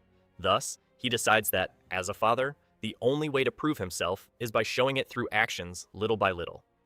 Caressing the girl's head, he reassures her, says they should have dinner together, and promises he'll always be there for them. The next day in the queen's room, Rosweiss begins to stir in her sleep. Slowly, the woman's eyes begin to open. Seeing her awake, Moon celebrates, shouting that Mommy finally woke up. Joyfully, she explains that her mother slept for a very long time and that she was very worried. With a smile, Rosweiss apologizes to her daughter for making her worry. Right after, she realizes she's completely drained and can't feel the flow of her magic. She then deduces that her Dragon Queen body is weak because she used her power to save him from the effects of the curse. Beside the bed, Moon comments that knowing his personality, he's probably already escaped. Rosweiss then asks how long she was unconscious, and the little one replies that it was 2 whole days. While thinking that there's still time to capture him, Rosweiss invites Moon to have fish for dinner that night. Suddenly, Leon enters the room with a huge fish, announcing that he just caught it in the mountains. With enthusiasm, he asks if Daddy isn't amazing, and the daughter agrees, saying he's super amazing. At that moment, the boy turns and realizes the queen is awake. Surprised, she asks why he's still there, and he comments that she finally woke up. With a smile, he explains that he just went out to get some fresh air and took the chance to catch a fish for his dear wife. As she asks who this deer would be, Moon comments that her dad is shameless. Then Liam gives his daughter the mission of taking the fish to the kitchen. Excited, the little one says to leave it to her and accepts the task enthusiastically. As Moon leaves, the boy tells her to have dinner first, because he and Mommy have some things to discuss. Alone with him, Rosweiss says she thought he would take advantage of her unconsciousness to abandon the girls and run away. Taking off his gloves, he questions how he could escape, since they still have many unresolved matters. Not understanding, she asks what unresolved matters he's referring to. He then reminds her of what she did when he woke up a month ago. With a panicked expression, Rosweiss begs him not to say he plans to do that. With a victorious smile, he confirms that it's exactly what she's thinking.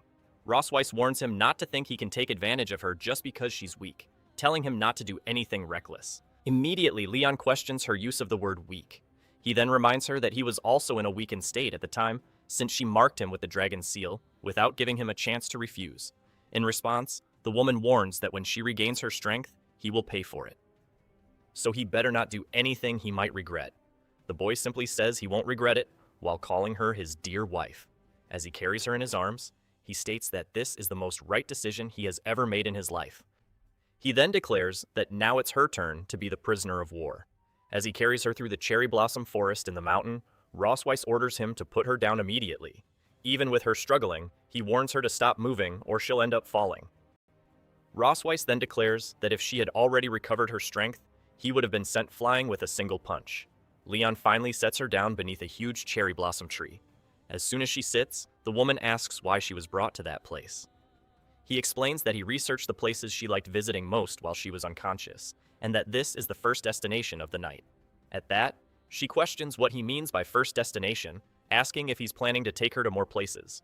Finally, the young man points to the distant shrine, explaining that from there, you can see everything perfectly. Rossweiss then asks if he's trying to get revenge for what happened in his homeland. He confirms, asking whether returning the favor isn't a right exclusive to dragons. In response, the seal on his chest begins to glow. Liam then declares that even though he's human, he still has a strong sense-off. He holds her and tells her to look straight ahead. He points to the palace in the distance, describing it as the source of all her pride and dignity. As he pushes her forward, he asks how it feels to be defeated by a fallen dragon hunter. As he steps closer, he says that this is exactly what she once did to him. Rossweiss admits to herself that she wants to resist, but her body can't help one anymore. Resolute, she thinks to herself. If that's how it is, suddenly, her tail wraps around his body. Surprised, he wonders how she still has enough strength to use that appendage. Then he declares that the night is long and the feast of revenge is just beginning for Her Majesty. The next morning, the scene takes place in the Silver Dragon Queen's bedroom. Waking up beside her in bed, he celebrates that he's finally made it back. Hib reflects that he's exhausted after spending the entire night tormenting her from one place to another. Even so, he notices that she looks happy, still sleeping deeply. He convinces himself that she felt it all, and that either way, his revenge was a success. Beside him, the woman remains asleep. He decides that he needs to get back to his own room before the maids wake up. As he tries to get up, he feels his hand being held as she murmurs something. Half asleep, she complains that she's cold. Lamb thinks it's just an instinct of a living being to seek warmth, and that he can't let himself be fooled again. Even so, his hand rests gently over hers. Upon waking up, Moon wonders if her mother still hasn't woken up. Outside, birds enjoy the morning sun by the window. With that, the girl remembers that she was taught to apply medicine in case of insect bites. Soon after, she announces that she found the ointment. Then, she runs toward the bed. As she gets closer, she asks her mother to wake up since the sun has already risen. Still drowsy, Rossweiss tells her daughter to go play with Daddy. Next, Miwon tries to wake her father, saying that the sun is already shining on his butt. Leon just grumbles that it's warm and asks to sleep a little longer. Because of that, the girl gets annoyed and asks who's going to play with her if the two of them just stay snuggled up. With that, he kisses his wife's forehead while they cuddle. Moon watches and comments that it's the first time she's seen them being so affectionate. Right after, she asks why they have so many little red dots on their bodies. Suddenly, she concludes that they must be insect bites. Finally, she declares that they shouldn't worry. Since her sister's not around, she'll take care of them herself. So she starts applying the ointment, saying she'll put a little extra on Daddy. A while later, Rossweiss calls her husband and asks him to wake up. As soon as he opens his eyes, he asks why his face feels so wet. He quickly notices that both of them are covered in green ointment. Then he starts laughing and asks what happened to her face. Proudly, Nguyen explains that she put medicine on them since they had lots of little red marks from insect bites. While Rossweiss questions the so-called marks, Leon says there are things children should know. With that, Moon asks if she wasn't amazing for helping them. The boy congratulates her, saying she did a good job. While the girl promises to apply the medicine again next time, the two adults conclude they'll need to keep door well shut. Later, Leon appears with a bowl of food. He then offers a spoonful to his wife. Not understanding the gesture, she asks what that's about. He insists that she eat something reminding her that it's been days and that, even as a dragon, she must be hungry. Still, Rossweiss says she doesn't need to be fed and that she can eat by herself. After tasting it, she admits the food isn't bad. To that, he replies, "Of course, it's fried rice made with all my love." Then she asks why he's eating too, and he explains that he's just helping. She demands another spoonful. Soon after, they finish all the food in the bowl. Leon then reminds her that over these past days, he took care of her, helping her bathe, cooking, and even feeding her. With that, Roswes asks if he's talking about the bathing or the torment in bed, admitting that in the end, it was all a bit excessive. Liam denies that any of it was torture, claiming it was simply a husband's loving care. As he says goodbye, Roswes warns him that every time he acts like an idiot, she'll gain another reason to humiliate him in the future. Alone in the room, she calls him a damn dragon hunter, admitting that he really does have a talent for tormenting her. Then, she punches the headboard hard. The impact causes the wood to crack instantly. Surprised, she looks at the damage she just caused. Suddenly, she realizes that her strength has finally returned. Meanwhile, Leon calmly washes the dishes in the kitchen. He then hopes that the dragoness won't recover too quickly, so he can enjoy a few more fun days, completely unaware of how serious the situation has just become. Later, at the palace, the maid Anna apologized to Her Majesty. She then handed over a medicine prescribed by the doctor, explaining that it would help her regain her strength. However, the woman refused, stating that her body had already recovered and she no longer needed to take it. At that, the servant noticed the crack in the headboard and asked what that was. Roswes admitted to having overdone it a bit with her strength and asked for someone to be called the next day to repair it. Just as the maid turned to leave, she was called back. Hidden behind a book, the queen asked her not to tell Leon about her recovery because she wanted him to keep taking care of her for a few more days. Anna reacted with a surprised expression. With a smile, the maid replied that she understood the message. The dragoness then thought to herself that her husband's days of peace were numbered.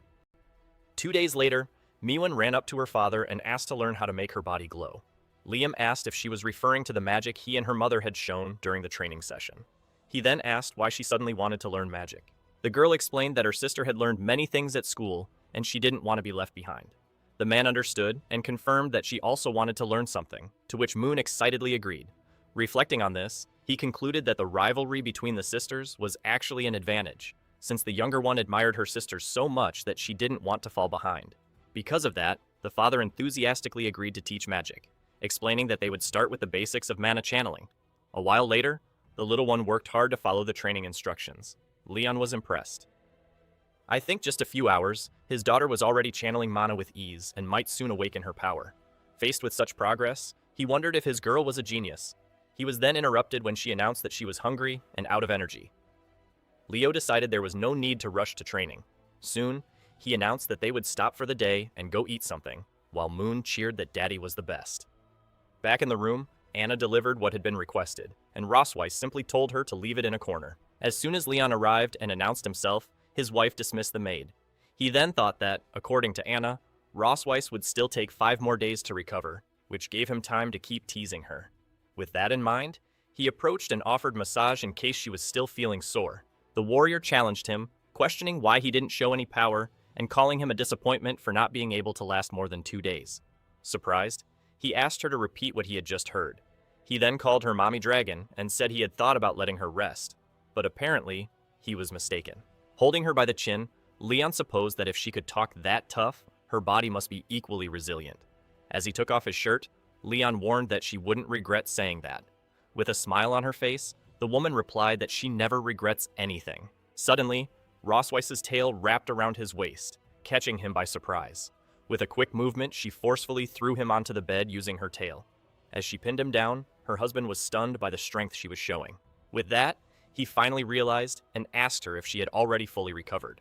Roswes then silenced him, saying their prisoner should know how to stay quiet. Beside the bed, a set of restraint items was already prepared on a tray. Surprised, he asked when she had gotten all that ready. With his wrists and ankles bound, he began to wonder if he had just walked straight into the lion's den. As she looked down at him, the dragoness warned him not to try resisting. With that, Leon asked if she was planning to torture him in order to extract information. Tied to the bed, Leon warned her that he had undergone specialized training and would never give in, but Roswes simply asked if he was sure. At that, a recording from the magic crystal began to play a memory where he declared that he wanted to kiss her. Realizing what it was, he begged her to hand over the object. The woman then teased him, asking who that was begging for her. In the recording, Leon's voice kept stammering her name. Desperately, he denied it, claiming that it couldn't be him and that they just looked alike. Roswes then asked if he wanted to see the scene up close. The image continued, showing the boy saying he wanted to hug her, kiss her, and become one with her. At that point, the prisoner surrendered and said there was no need to continue as he remembered everything. The dragoness remarked that it was good he remembered, then picked up a whip from beside the bed. She then ordered him to repeat several times what he had said in the recording. She teased him again, offering to summarize like a teacher if he couldn't recall. The scene showed the silhouettes of the two behind a divider. The light of the lamp illuminated the room during the night. Moments later, Leon appeared lying on the bed, completely exhausted. As he rested, Rosweiss received a letter delivered by a messenger dragon. Soon, her husband asked if the letter was from the Academy and why a messenger had been sent so late. She informed him that the Academy had requested their presence the following day. She then revealed that Noah had gotten into a fight with someone, leaving him completely stunned by the news. Meanwhile, in Vice Principal Wilson's office, Noel waited silently. Across from her, three horned boys appeared injured and bandaged. The vice principal then explained that he had called them in to discuss the incident involving the girl's fight with her classmates. At that, Roseweiss began questioning him about what exactly he meant. She also wanted to know if those three young dragons had gamed up to bully her daughter. While Leon looked over Noah with concern, the girl stated that she wasn't hurt and was doing fine. The educator then clarified the situation, revealing that, in truth, it was their daughter who had beaten up the three boys. Upon hearing the truth, Rosweiss simply asked if that was all. After the revelation, father and daughter sat silently side by side. Soon after, Leon praised Noah for the good job, confirming that she was indeed his daughter. Finally, the vice principal explained that the incident, though small, highlighted the tensions between dragons born from cocoons and those from wombs. He went on to say that dragons reproduce in both ways, and while there's no difference in adulthood, their abilities vary in youth. Principle. The continued explaining that cocoon-born dragons inherit strength from their mothers, while womb-born dragons have to learn it, making the former stronger at the same age. He concluded that even though she was womb-born, the girl had faced three older cocoon-born opponents, making her future look very promising. Suddenly, the father of one of the boys arrived and offered to pay for the medical expenses, minimizing the situation. However, as soon as he saw his son's condition, a man questioned him about how he ended up like that. At that, the boy ran crying into his father's arms, while Rosweiss, who whispered that the boy belonged to the family of the Crimson Dragon King, Leon quietly responded that he had killed so many dragons from that clan that they could circle the academy twice. The nobleman then turned to the queen and asked how she could allow her daughter to intimidate other dragons. Liam quickly stepped in, provoking him by saying that since they weren't strong, they sent their little kids to bother his. At that, the student's father demanded an apology, but Liam challenged him, stating that his fists rationed for a fight.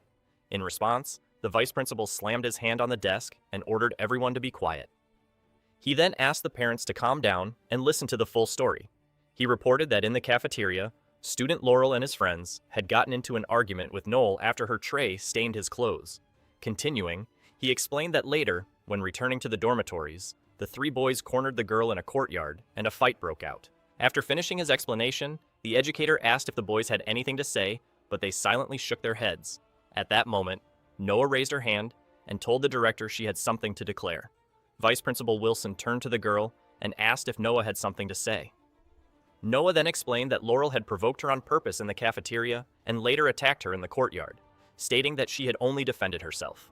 She then stared at the boy and demanded he confirm whether or not that was true. As Laurel silently nodded, his father asked him why he was so afraid of her. Suddenly, Leon stepped in and told his daughter that he thought she had made a mistake. The girl simply looked at him in silence, waiting for his next words. Her father advised her to aim for the opponent's knee next time something like that happened, making Noah ask why. He explained that a crimson dragon who injures their knee in battle only ends up getting beaten badly, and she quickly took note of the advice. Outraged, Laurel's father accused Leon of teaching his daughter to intimidate his son in front of everyone. He then demanded that a violent student like her be expelled immediately. The vice principal asked for calm, stating that only the academy had the authority to decide on the student's expulsion. Wilson then revealed that several students have reported Laurel's habit of bothering others, and witnesses confirmed that he provoked Noah first. The boy's father shouted, questioning whether the academy wouldn't punish the girl, and was now blaming his son. Liam confronted him, asking what he was complaining about if his daughter, just 1 year and 2 months old, had beaten up his son. At that, Laurel interrupted to reveal that he was 7 years and 11 months old. The man then remarked that if something that humiliating had happened to him, he'd dig a 3,000-meter hole and bury himself so no one would know. Laurel's father retorted, saying that someone who doesn't have the courage to show his own tale has no right to speak about his son. He then pointed toward Rosweiss and Noah, declaring that their whole family was nothing but trash. Leon then grabbed the man's hand, saying he might let the insult slide if it were only toward him, but not when it came to his wife and daughter. Watching the scene, Rosweiss commented that her husband was very protective of his family. The nobleman then demanded to know how Leon dared lay hands on him, and if he had any idea who he was speaking to. He quickly became enraged, declaring himself a Duke of the Crimson Dragon clan, while Leon stared at him mockingly. At that moment, Rosweiss turned to Leon and called him Father Sir. She warned that this was merely a minor dispute between students, and that involving family status and rank wouldn't help anything. Rosweiss told the vice principal that she trusted the academy's judgment and would accept whatever decision they reached. The educator then warned the man that if he insisted on creating a scandal, he would only make matters worse. Wilson added that his son might even lose the right to study at the academy. At that, Laurel tugged at his father and asked to let it go, saying he wanted to stay in school. The man finally relented, admitting that he had lost his temper and would accept whatever the school decided. In the end, he looked at the group and stated that he would take his leave for now, but that this wasn't over. The vice principal summarized the situation, saying that Laurel had instigated the conflict and Noah had defended herself, though she had overreacted. With that, he ruled that the girl would receive a verbal warning from her teacher and should reflect on her actions. As for Laurel and his friends, they were to write a self-criticism report and take charge of cleaning the classroom, this being the final decision. Noah said goodbye, stating that she would return to class, and her mother gave her permission to leave. As she walked away, Leon shouted that if they bother her again, she should go for their knees first. Suddenly, the vice principal appeared behind him and called his name, making him jump in surprise. Leon turned and asked if Wilson needed something. The educator then said that he had always had a question about him since he'd never shown his tail. The question left Leon speechless for a moment. Then Wilson asked what dragon clan he belonged to if it wasn't too much to ask. Rosweiss intervened, stating that her husband was a common dragon, and Leon agreed, saying he was just a simple commoner.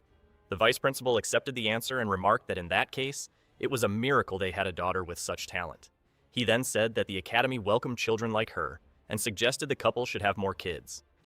He continued his speech, saying he was fully confident that when Noah graduated, she would lead the dragons to defeat even more hunters, causing the father to simply respond with a thank you. From a distance, Laurel's father watched the trio talking in the corridor. He then turned to his encourage and ordered them to leave. At the academy's entrance, Leon and Rosweiss calmly made their way out. As they exited, Laurel's father intercepted them and called out to Queen of the Silver Dragons. Rosweiss stared at him and asked if he still had something to say. The man then replied that the agreement made in the office was merely a formality to avoid trouble with the academy. He then warned that now that they were outside, they would settle things the dragon way. With that, the nobleman pointed at Leon and challenged him to a duel right there. The quitting considered that refusing the challenge would lead to rumors spreading that the Silver Dragons were weak. Their rival taunted them, asking if they were going to back down. In a low voice, Rosweiss asked her husband if he really wanted to accept the fight. Leon replied that since the man had offered himself, he would gladly accept. His wife agreed with the decision, but asked him please not to kill him. Meanwhile, other students rushed to the entrance, saying they had heard about a duel and had to watch. Hearing about the fight, Noah suspected it might involve her parents. Up on a balcony, a group of students pointed at the scene and wondered who was involved. The challenger assessed Leon as someone weak, all talk, and too cowardly to show his tail. He declared that since his son had lost, he would beat up the girl's father to restore the family's honor. He then turned to his opponent and proposed that if Leon could last 3 rounds, he consider the match lost. Leon interrupted with disdain and asked to cut to the point. He then provoked him to start already, which angered the other man. The noble shouted that this was too much. He charged forward with a flaming punch aimed at Leon. As Leon blocked the attack, the challenger thought to himself that Leon was much weaker than the dragons he faced before. The combatant smiled, remembering there were still 2 rounds left. Frustrated as Leon stepped away, the opponent accused him of running. He then mocked him, asking if he belonged to the clan of cowardly turtles while striking the ground. Leon leaped into the air to avoid the shockwave. Immediately, the nobleman launched a blast of fire toward him. Leon stared at the approaching fire without flinching. However, he dodged it easily and reappeared beside his opponent. Leon then announced it was his turn to attack. He landed a direct kick to Minabel's knee, making the man scream from the blow. Kneeling on the ground, the man stared at him in disbelief. Without giving him time to recover, Leon followed up with a prepared punch. He struck the rival's face with such force that it sent the man flying from the impact. Liam then brushed off his hands and stated that for someone at that level, he hadn't even needed to use magic. Panicking, the nobleman's retainers shouted Duke Lyell's name. Liam turned to them and asked if they wanted to try as well. They immediately declined, saying they didn't want to fight at all. Liam then ordered them to take the Duke and get out and to tell his son not to bother his daughter again. Satisfied, he turned and said they could go now. However, he was surprised to see Noah standing there and asked when she arrived. The girl replied that she had just been passing by when she saw the commotion. Noah then offered a boxer appearance and said it was for them. Opening the gift, Rosweiss found a large heart-shaped cookie. The daughter explained that she had made the cookies in cooking class, and since she came in second place, they might not be that good. But she asked them to try anyway. Rosweiss disagreed, saying they were very good and insisted that Leon try a piece too. Her husband agreed that something made by their daughter couldn't be anything but delicious, promising that next time she'd win first place. Then Noah turned to him and complimented him, saying that just now he had been amazing. Unexpected praise left Leon speechless for a moment. Soon, he lit up with joy at his daughter's words. Regaining his composure, he showed off and replied that of course her dad was amazing. As he patted Noah's head, he offered to teach her any combat techniques she wanted to learn. Hearing this, Rosweiss just watched him in silence with a serious expression. Sometime later, Leon was sitting on a sofa, calmly reading a book. Then Rosweiss approached and asked if his hand was hurt, catching him by surprise. He looked at the wound and replied that it was something small and would heal in a few days. Right away, the woman prepared some cotton with medicine to treat the injury. As she came closer, the hunter reflected that as someone who fights dragons, he had many scars and used to treat them carelessly. It was then that he realized this was the first time someone had taken care of him so gently. In that moment, he noticed how soft and warm her hand felt as she treated him. Rosweiss thanked him for protecting her, but he replied that it was simply his duty, after all. In front of others, she was still his wife. Soon after, she told him her sister had invited them, and upon hearing that they might sell a few scores, he changed his mind and accepted the invitation. With that, they set off and soon arrived at the vast territory of the Red Dragons. As they reached their destination, Yi, holding Mium, announced that they had arrived and asked the girl to wake up. Soon, the older sister approached and greeted his dragon form, calling him Xiaolu. Next, she commented that her own dragon form was still incredible. Suddenly, Rosweiss appeared in her human form and was hugged by her sister, who praised her while she complained that it tickled. Then the woman introduced her husband, who was greeted enthusiastically and told it was a pleasure to finally meet him awake. The hostess then hugged one of the girls, guessing she was immune, and the other Noah, with the little one confirming that their aunt had guessed right. Soon after, the aunt turned to Noah and asked if she could hug her too. Excited, she celebrated, saying that being able to hug two little dragon girls at once was pure happiness. The hostess then turned to Leon and thanked him for his efforts, commenting that she had heard he took care of the girls most of the time. With that, Rosweiss claimed she was sure the girls got along better with her, but he immediately countered, saying that made no sense. As she challenged him, her husband gave in, and their sister commented on how well the two of them got along. The wife then timidly agreed that they got along just a little. Right after, the sister invited them in, saying they must be tired after such a long trip. Suddenly, News shouted excitedly that she wanted to see what Auntie had to show them, while Rosweiss reacted in shock. Then, she demanded that her sister hand over the photos she was hiding, only to be teased as her sister remarked that she looked embarrassed. Thus, the hostess ran through the hall, chased by her sister, who was trying to get the photos back. Although Leon commented that he hadn't expected that side of his dear wife, the girls excitedly asked to see it too. In response, he showed them the photo and teased the Valkyrie, saying how full of energy she looked back when she was a student. Next, he revealed it was an image of her giving a speech as an outstanding student. After that, he asked her how she had ended up becoming so cold and distant before shouting as the photo was snatched back from him. In a low voice, the blonde warned him not to get too smug as he might be the next one her sister decided to tease. Then the aunt revealed that she still had many more photos from the time when their mother was little, encouraging the girls to keep looking. When they came across the baby pictures, one of the girls commented on how tiny their mom was, while Myun said she wanted to squeeze her. Leon joined them and remarked that mommy looked super stylish in one of the photos as Moon moved closer, asking to see. Soon, the sister explained that the picture was from the day Rosweiss inherited the title of Queen of the Silver Dragons. Leon was impressed by the scene and admitted she really did look amazing. When they realized it was the last page, Moon complained that there weren't more photos of their mom to see. Then Rosweiss took the album and said that since they had finished, her sister should put the pictures away safely. However, the sister revealed they weren't finished yet and asked if they knew what she was holding. Without hesitation, Leon excitedly answered that he knew it was a recording stone. Leon then asked the girls if they wanted to see moving images of their mom, and both eagerly said yes. Rosweiss begged her sister not to show what was on the stone, reminding her that she was the youngest. Leon immediately pleaded with his sister-in-law to show them what was inside, concluding that Rosweiss's protest meant it had to be something embarrassing. The blonde shouted her sister's name in protest, while the other smiled at her. Deciding, the sister stated that since it was Leon's first visit to the house, she would honor his request and save the youngest's wish for next time. Leon cheered at the decision, while Rosweisu warned that she wouldn't bring him there again next time. With that, the recording stone was activated. The moment the projection began, the sister announced that it was a super valuable video. Rosweiss instantly recognized the place shown in the recording. She immediately tried to cover Leon's eyes and shouted at him not to watch it, but he insisted on knowing what it was. In the recording, the sister asked a young Rosweiss how she would choose a husband in the future, leaving her embarrassed. In response, the girl stated that first, the person had to have better grades than hers and must have placed first many times.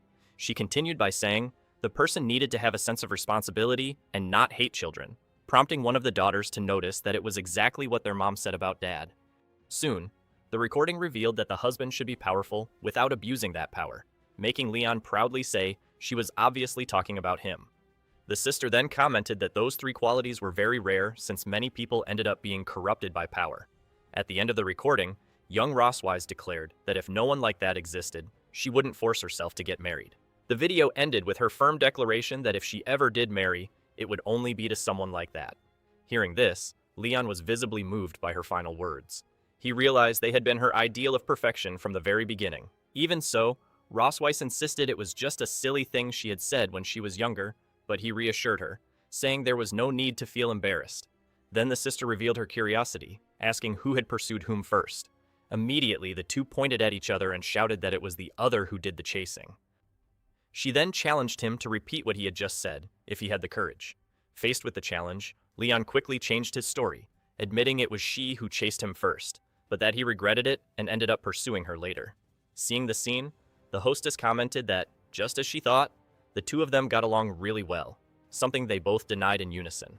The older sister then offered to show the love letters Rosweiss used to receive, making her question why she had kept those two. Unable to contain herself, the Valkyrie screamed, demanding that they let her burn all those letters immediately. Later, in a low voice, Leon told her that there was no way around it. They have to share a room that night. When they entered the room, they found it completely decorated in an overly romantic and unexpected way. Shocked by what they saw, both of them asked what on earth was going on. As soon as she entered the room, Rosweiss asked her sister what happened to that place. In response, she says she had specially prepared the guest room for them to stay in for a few days. Right away, the Valkyrie asked if there wasn't another room available, but her sister insisted they shouldn't be shy. After all, they were married. At that, Rosweiss realized she had let her guard down and that dealing with her sister wasn't easy. Next, the hostess revealed her plan to lock them in so they could fulfill their mission of reviving the race. Immediately, Leon declared he wanted to leave and tried to escape the room. However, his sister-in-law appeared behind him and blocked the way, asking where he thought he was going. The boy tried to use the daughters as an excuse, but the woman reassured him, saying she had prepared a room full of toys for them. Meanwhile, Nguyen and Noah were having fun in their own space, working on a puzzle. Then the sister locked the couple inside, telling them to rest while in there. Alone in the room, both sighed, defeated by the situation. Liam concluded that they had no choice but to sleep there, admitting that his sister-in-law was extremely strategic. As she opened a wardrobe, the Valkyrie commented that her sister had always been like that, and that he would understand better over time. Suddenly, she slammed the wardrobe shut, leaving Leon confused by her sudden reaction. Rosweiss then informed him that since there was only one bed, he would have to sleep in the bathtub. Frustrated, Leon asked why he was the one who had to take the bathtub. He then pointed out that the drain was plugged and the tub was full, proving that his sister-in-law clearly wanted them to sleep together. As he approached the bed, he noticed it seemed different than usual. Soon, he wondered if it might be a waterbed.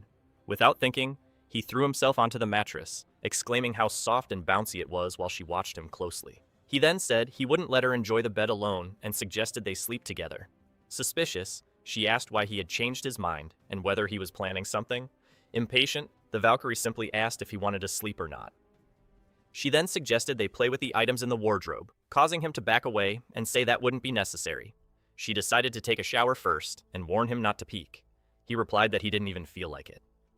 Not believing him, the girl told him to go take a walk before bed and kicked him out of the room. Now, outside on the balcony, Leon remarked that he'd seen her so many times that she didn't even catch his attention anymore. Suddenly, he sensed another presence. It was Ross Weiss's sister, watching him in silence. The sister-in-law asked why he had come out, and Leon answered that his wife was in the bath, and he had just stepped out for some air. She then approached with a bottle of wine and invited him to have a drink. With a smile, Leon accepted the offer right away. As she poured the wine, she mentioned it was the Valkyrie's favorite.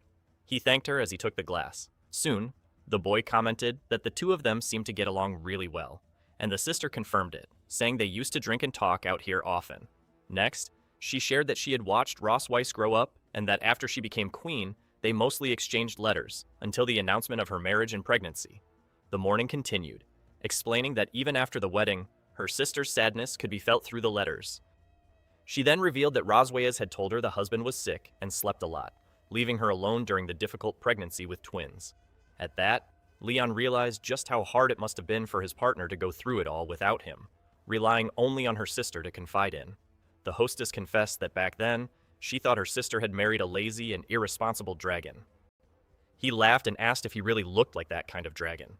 Soon, the woman admitted that after spending some time with him, realized he wasn't garbage, and that maybe there was a reason behind it all.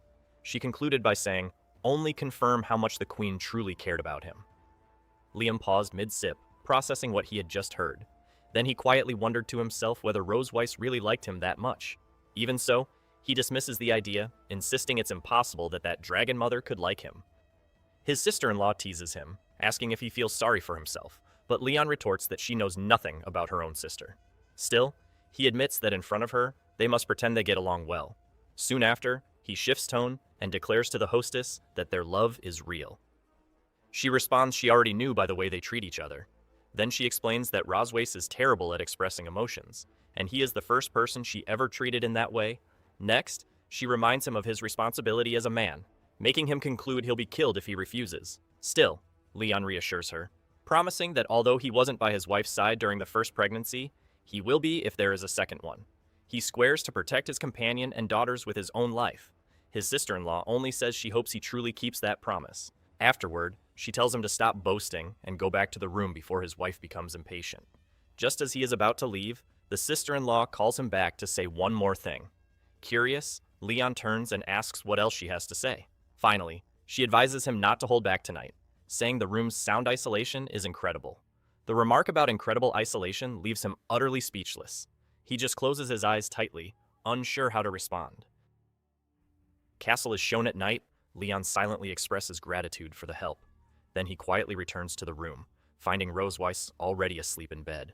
As he approaches, he wonders if she's really asleep already. Soon, he concludes he won't suffer tonight, admitting she looks very beautiful sleeping.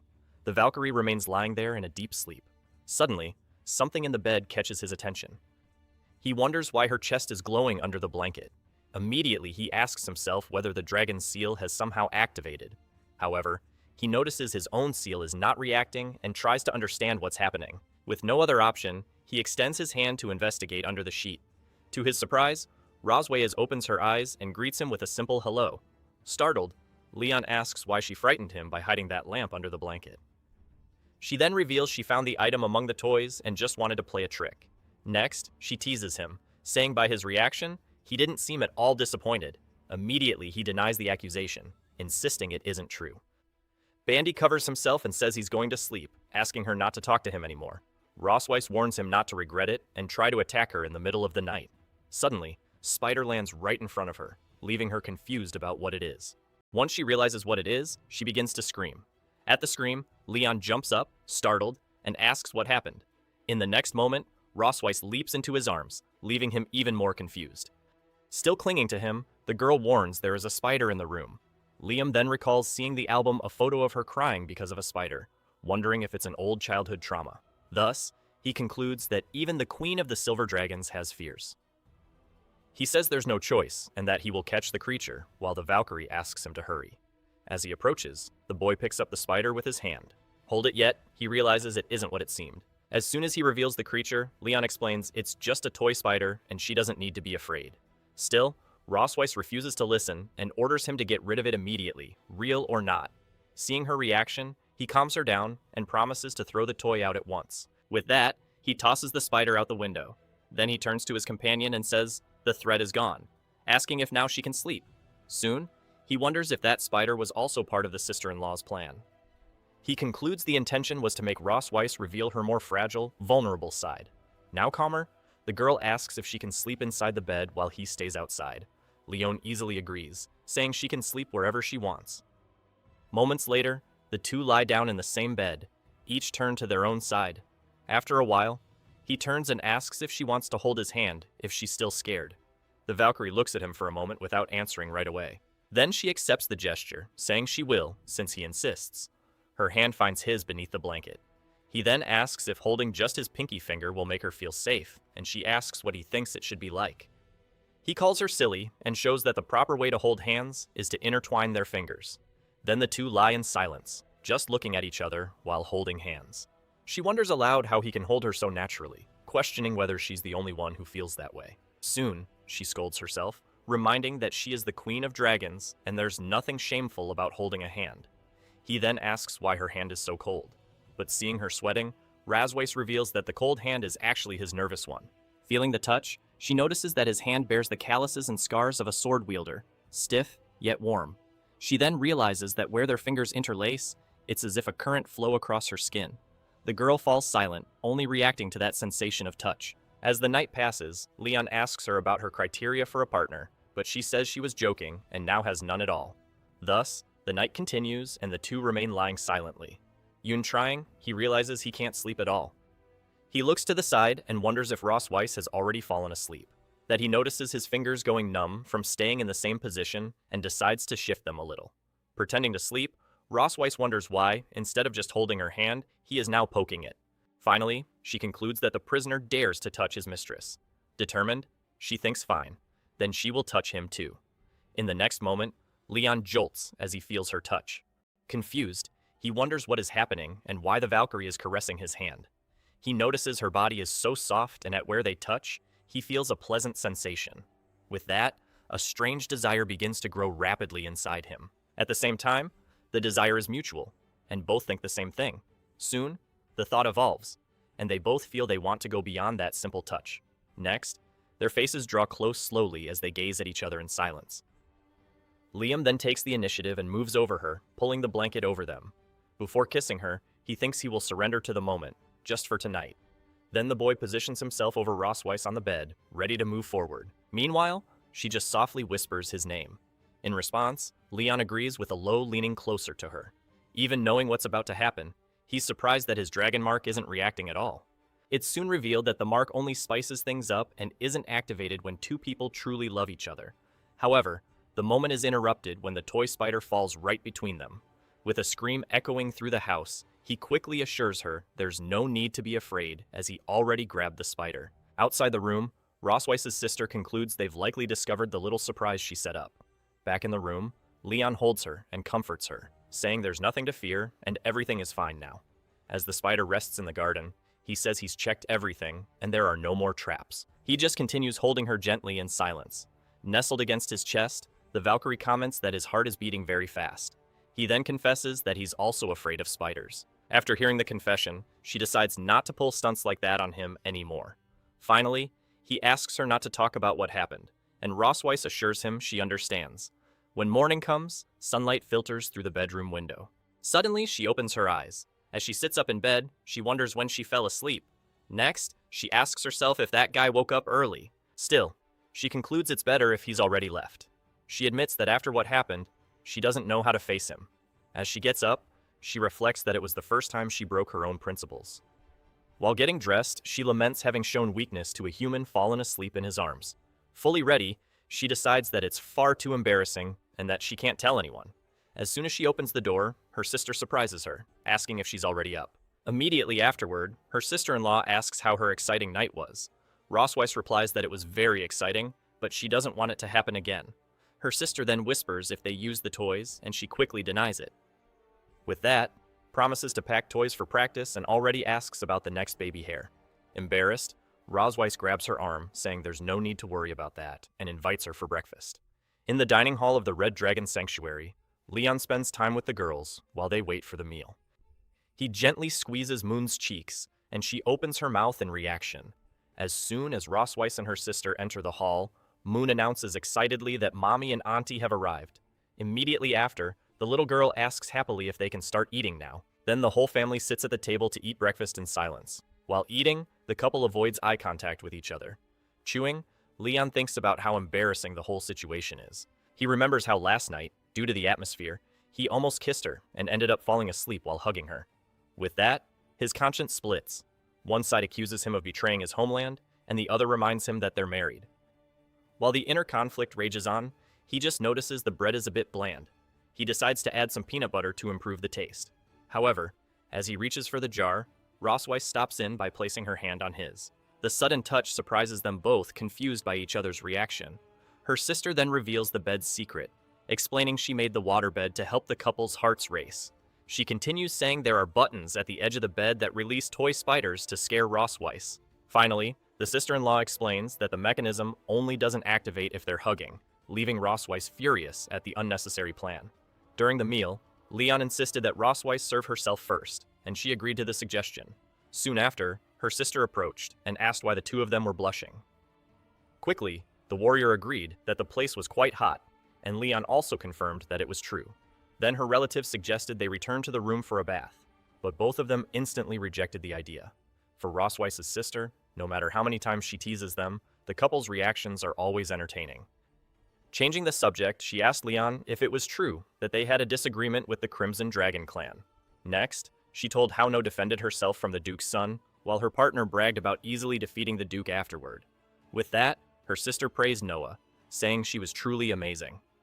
She then explained that the Duke went straight to the leader Constantine, exaggerated the events, and that Rosweiss insulted him. Liam recalled reading in the History of Dragons that Constantine was a hero who expanded the clan's territories. Her sister warned them that Constantine had been trying to extend his domain and might use the incident as an excuse to stir up conflict. Rosweiss then began to declare what would happen if he dared attack her sanctuary because of a Duke. She concluded that she wouldn't hesitate to give the Crimson Dragon clan a proper lesson. The group then reached the main entrance of the Red Dragon Sanctuary. At the farewell, her sister asked them to return safely, and Rosweiss promised they would visit again another day. Right afterward, she handed them a farewell gift and asked them to only open it once they were home, while the warrior thanked her. She also told the twins to eat plenty of meat so they could grow up strong and come back to play again. Nguyen promptly stated that she would eat a lot more, while Noah simply nodded. Lastly, her sister turned to Leon to give him one final message. She reminded him not to forget the promise he made, and the young man assured her he would keep it. Rosweiss watched the conversation, not understanding what it was about. The girls waved goodbye to their aunt as they flew off, and her sister wished them a safe journey. Back inside, she walked through the now empty hall. As she walked, she commended to herself on how adorable the little dragon girls were. Then she wondered when the couple's next child would be born. Suddenly, Spider descended from the ceiling, stopping right in front of her. Upon picking it up, she realized Leon truly protected his wife with great courage. Far away, Leon suddenly sneezed for no apparent reason. With the girls asleep in his lap, he wondered whether her sister had already discovered the surprise he left for her. At that moment, he reflected on how Ross and her sister were completely different from the Dragon Kings he had known before. He continued thinking, realizing that they valued family above all else and showed sincere love. In a low voice, he admitted he could barely believe the amount of trust her sister had placed in him. Already in the sky, Rosweiss began to question him about what happened as they were leaving. Soon after, she directly asked what he had promised her sister, but Leon only replied provocatively, asking if she really wanted to know. He then stated that he wouldn't tell her, leaving his partner furious with him. By nightfall, they finally arrived back at their sanctuary. The twins were already peacefully asleep in their bed. As she exited the room, Rosweiss closed the door and found Leon waiting for her outside. Seeing the scene, she hesitated for a moment, and he simply encouraged her to move forward. Right afterward, he revealed his revenge plan and asked her to give a live performance of the embarrassing video from the day before. With that, he began imitating the video scene in which a young Rosweiss sang about loving to take baths and scrubbing her butt. Faced with the provocation, the warrior could only scream his name. Meanwhile, at the Red Dragon Sanctuary, her sister invited Moon to watch more videos of Rosweiss, and the girl eagerly agreed. Soon after, the aunt whispered Moon's name and asked her to follow her. The little one followed her aunt to a door that emitted a glowing light. On the other side, her mother began singing about how much she loved bathing and how amazing her body felt. She continued the song about scrubbing her butt and blowing bubbles as the video showed a young Rosweiss in the bath. Leon sarcastically praised his wife's singing, comparing it to the beautiful song, The Lark. The woman screamed that she needed to destroy the recording, but her sister stopped her, saying she would keep it as a family heirloom. Her sister's gift rested on the table, and Leon commented with relief that the box had finally survived. Leon simply laughs at the situation and says it's all a big joke. At that moment, Rosway stares at him and states that it's obvious he's very bored. Then she grabs him by the collar and calls him by name, indicating there will be serious consequences. Suddenly, she suggests they should pick up where they left off. At that moment, he realizes the provocation went too far. He quickly decides it's time to run, but his companion yells at him to stop immediately.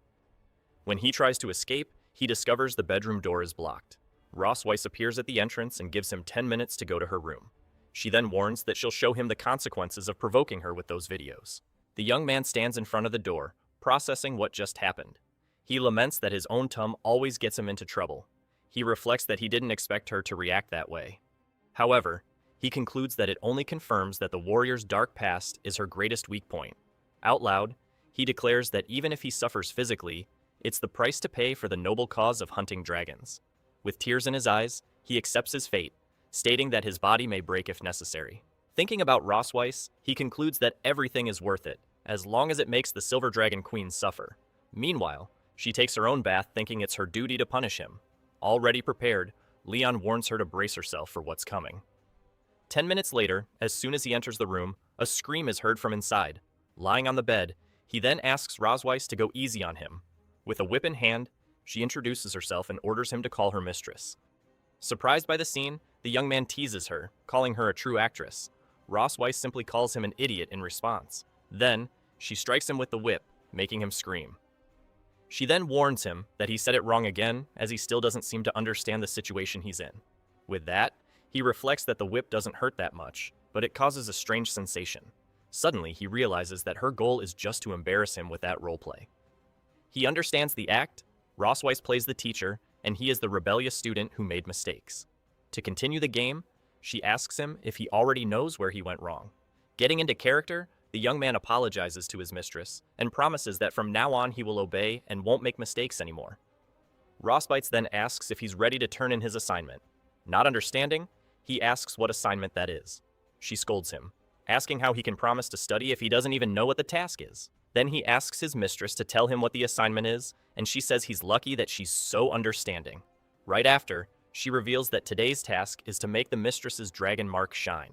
She then warns that the punishment will be worse if he fails, and Leon promptly accepts the challenge. With that, he places his hand on her to begin the task.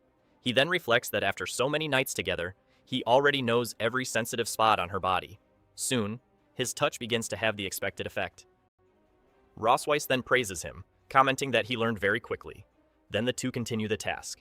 The lesson between the two continues intensely in the bedroom. Assuming Leon asks if the task is already finished, and if it's good enough that way, Rosweiss replies that it was only a warm-up exercise before the real lesson. Then she reminds him that he hasn't even turned in his homework yet. Surprised, the young man asks if that also counts as part of the assignment. He then laments, knowing she wouldn't let him rest, once again defeated by the claws of the dragoness. Right after, he wonders if all of this is happening because of the dragon mark on his chest. He also notices that his mouth is getting drier. His body begins to grow restless with the situation, and he holds her tighter. With that, the game between them intensifies even more on the bed. Rosweiss then comments that Leon is being very naughty. In response, he asks her if that's not exactly what the teacher wanted. She then encourages him to continue, telling him to go faster. Their hands clasp tightly during the moment. After a while, Leon finally manages to catch his breath. After the long night, he reflects that the game between them is finally over. While getting dressed, he asks teacher if he can leave now, as he has turned in the lesson. However, just as he's about to leave, Rosweiss grabs him by the clothes to stop him. She then informs him that he has only completed the task for one subject and that 6 more remain. Not understanding, the young man can only ask what she means by that. A cry of despair echoes through the starry night. Leon accuses the teacher of being addicted to work, but she merely orders him to prepare to spend the whole night doing homework. Rosweiss just watches the situation with a smile. The next morning, she walks around completely refreshed, while the young man walks with dark circles under his eyes and trembling steps. The twins soon find him, and Noah asks why he looks like he hasn't slept, while Muin points to the huge dark ring under his eye. He then explains that he stayed up late writing his homework.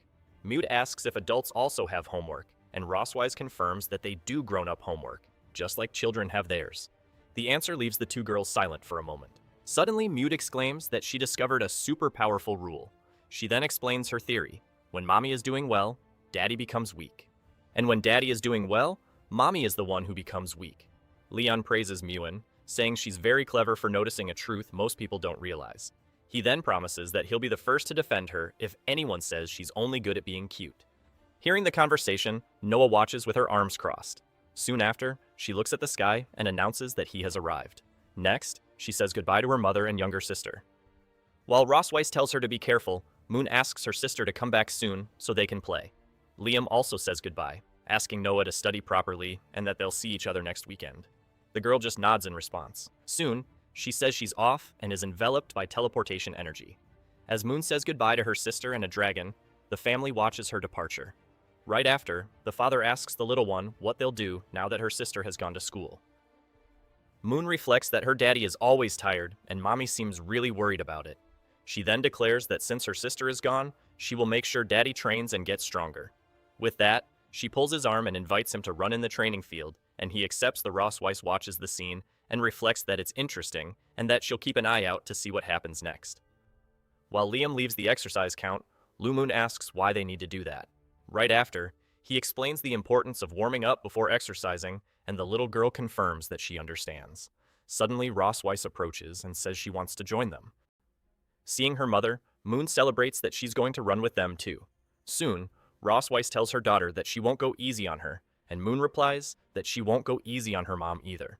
Then Leon warns her to be careful not to twist her ankle, since she spends all day sitting in the office. The warrior teases him by reminding him of the last competition she won, but he snaps back that he didn't even use all his strength. That makes the little one excited, and she yells for her mom and dad to fight again. Quickly, the man covers his daughter's mouth, saying that children shouldn't talk about fights. Even so, Moon asks why her dad can't beat her mom, and he wonders how she already learned to attack for real. To clear things up, he explains that he doesn't want to hurt his wife, which is why he lets her win. From a distance, Rossweiss calls him stubborn and proposes a new contest to see who can run the longest.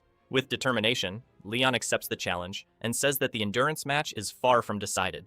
As the three prepare for the race, Moon declares that she won't lose either. With that, the maid raises her arm to start the race and gives the signal. The maid then shouts go, and the race between the three begins. While they run, Liam asks his companion if her tail gets in the way. She promptly replies that the tail actually helps maintain balance, something he clearly lacks. Even while ahead, Rossweiss provokes him, asking him to show his own, but he replies that he doesn't need any tail to win. After 2 laps, Little Moon collapses to the ground, exhausted, saying she can't run anymore. The maid approaches to comfort her, saying that Princess Muen was amazing just for participating. With that, the maid invites her to cheer together from the sidelines for the queen and the prince. While running, Leon realizes he doesn't have much of an advantage since the Silver Dragon people are naturally fast. Even so, he doubles down on his decision. There's no turning back now that he stood at the starting line. With his honor as a dragon hunter on the line, he tells himself he can't lose to her here. In a final effort, he lets out a scream and recalls one of the hunter's codes: born to fight and rest only in death. 20 minutes later, Leon is seen lying on the ground, completely out of breath. Rossweiss approaches and asks if he's going to accept defeat, but Leon from the ground says he does not.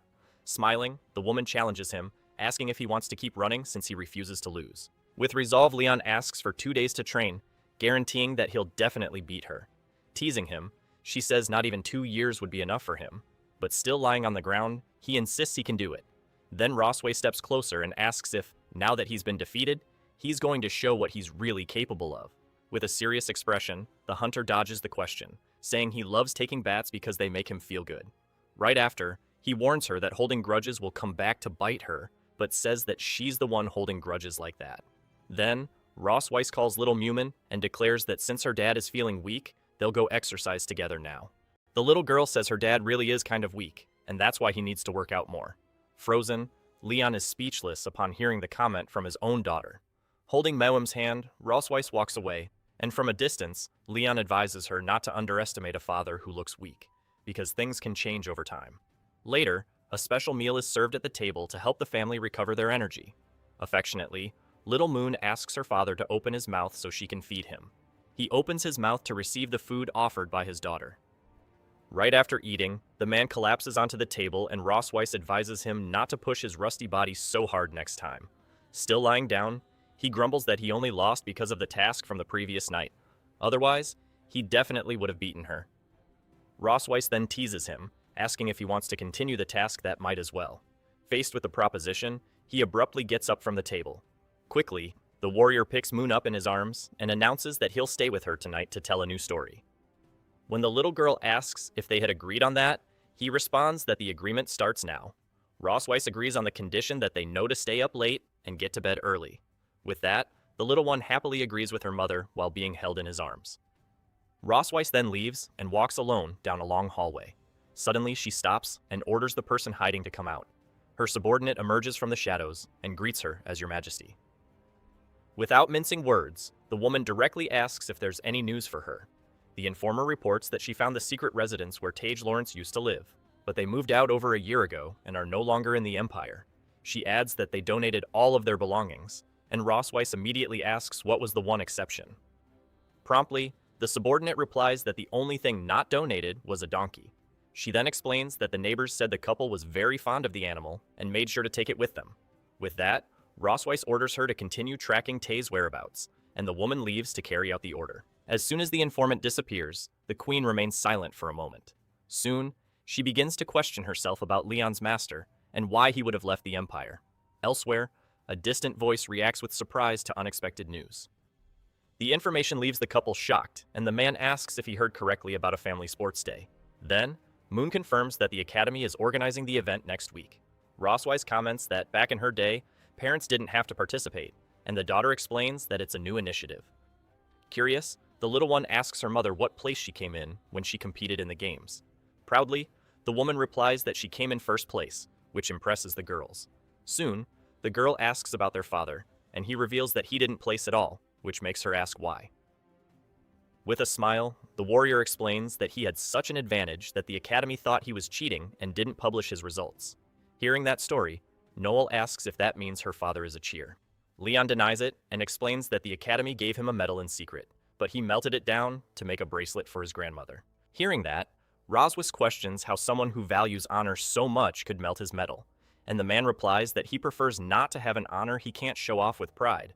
Then she asks if he's really going to participate in the sports day. Noah then explains that the event is more for fun and doesn't affect grades. With determination, the girl reveals that even so, she really wants to win first place. Realizing this, Leon understands that his daughter inherited his competitive spirit and has a strong obsession with being the best. With that, he and Ross Weiss exchange a look of understanding. Soon, the two announce that they will participate in the event together with her. Excited, Myun says she wants to join too, but No explains that registration is limited to only 3 people. To cheer her up, the father says the little one can be in charge of cheering and that her support will be essential for victory. Right away, the little girl agrees and promises to cheer with all of her strength for the family.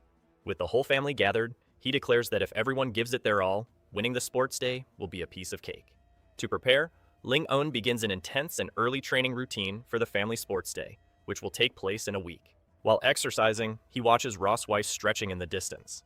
The warrior reflects that dragon women like her are true models. Anything they wear looks good on them. Soon after, the wound approaches and suggests a warm-up run. Since the kids aren't awake yet, and he promptly agrees. As they run, Leon asks about the events and the competition, and Ross Weiss lists the triathlon, racing, and jumping events she took part in. In response, he says it doesn't sound too different from his own sports days, but she warns him not to underestimate competitions among dragons. Leon replies that dragon hunters aren't as easy as she thinks either. With a teasing smile, Ross Weiss recalls how just a few days ago, someone collapsed after only a few laps. The remark visibly annoys him. He yells that it was her fault for making him stay up all night with that task. Upon hearing the complaint, Ross Weiss stops and asks if he'd like a bit of motivation. She then proposes that if they manage to win first place at the sports day, he'll earn a week off. Excited, Leon asks if she's serious, and she confirms the deal. With newfound determination, the man declares that this tournament will belong to their family. He shouts, "Let's go," and takes off training, leaving his partner behind. Watching this scene, Ross Weiss concludes that her motivation technique really works. At the end of the warm-up, she approaches and asks if his muscles and joints feel active yet. Leon jumps up full of energy, saying it feels like he just took a stimulant.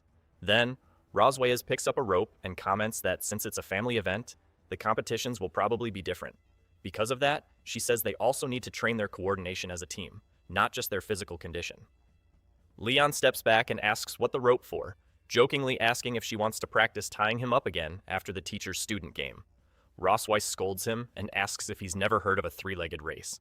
Embarrassed, Leon admits he saw one once at the Dragon Hunters Academy.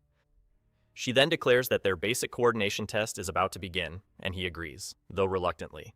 As soon as their legs are tied together, Liam notices how uncomfortably close they are. To break the awkwardness, he suggests they start training right away. He then rushes her, asking why she's just standing there and telling her to get going. However, Rosweyes retorts that he didn't say where they were supposed to go, and the hunter points toward the grassy field, explaining that it'll hurt less if they fall. At the very beginning, they stumble with Rosweyes yelling at him not to push her and him insisting that she's the one doing the pushing. Trying to assert himself, Leon warns her not to mess up his rhythm, but Rosweiss thanks him for the morning joke. To coordinate their steps, he starts a countdown for the takeoff. As he finishes, the woman yells, "Run!" and takes off at full speed. The sudden burst catches him completely off guard. Liam is dragged forward, screaming in desperation. Falling to the ground, he starts untying the rope while Rosweiss asks if he even knows what cooperation means. She teases him for not being able to keep up, but he snaps back that he won't stoop to her level. To fix the problem, Leon proposes a counting system for each leg, and she agrees. Suddenly, he touches her side, surprising her. As she reacts, he explains that this way they'll move more in sync. Flustered, Rosweiss agrees to continue the training. With the new tactic, her synchronization begins to improve as they move to the rhythm of his count.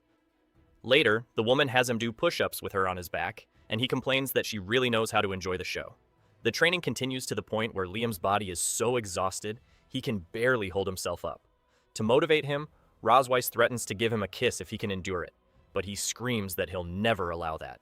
And so with that extra motivation, the 500 push-ups of the day are finally completed. Time flew by, and as scheduled, St. Hiss Academy's family sports competition finally began.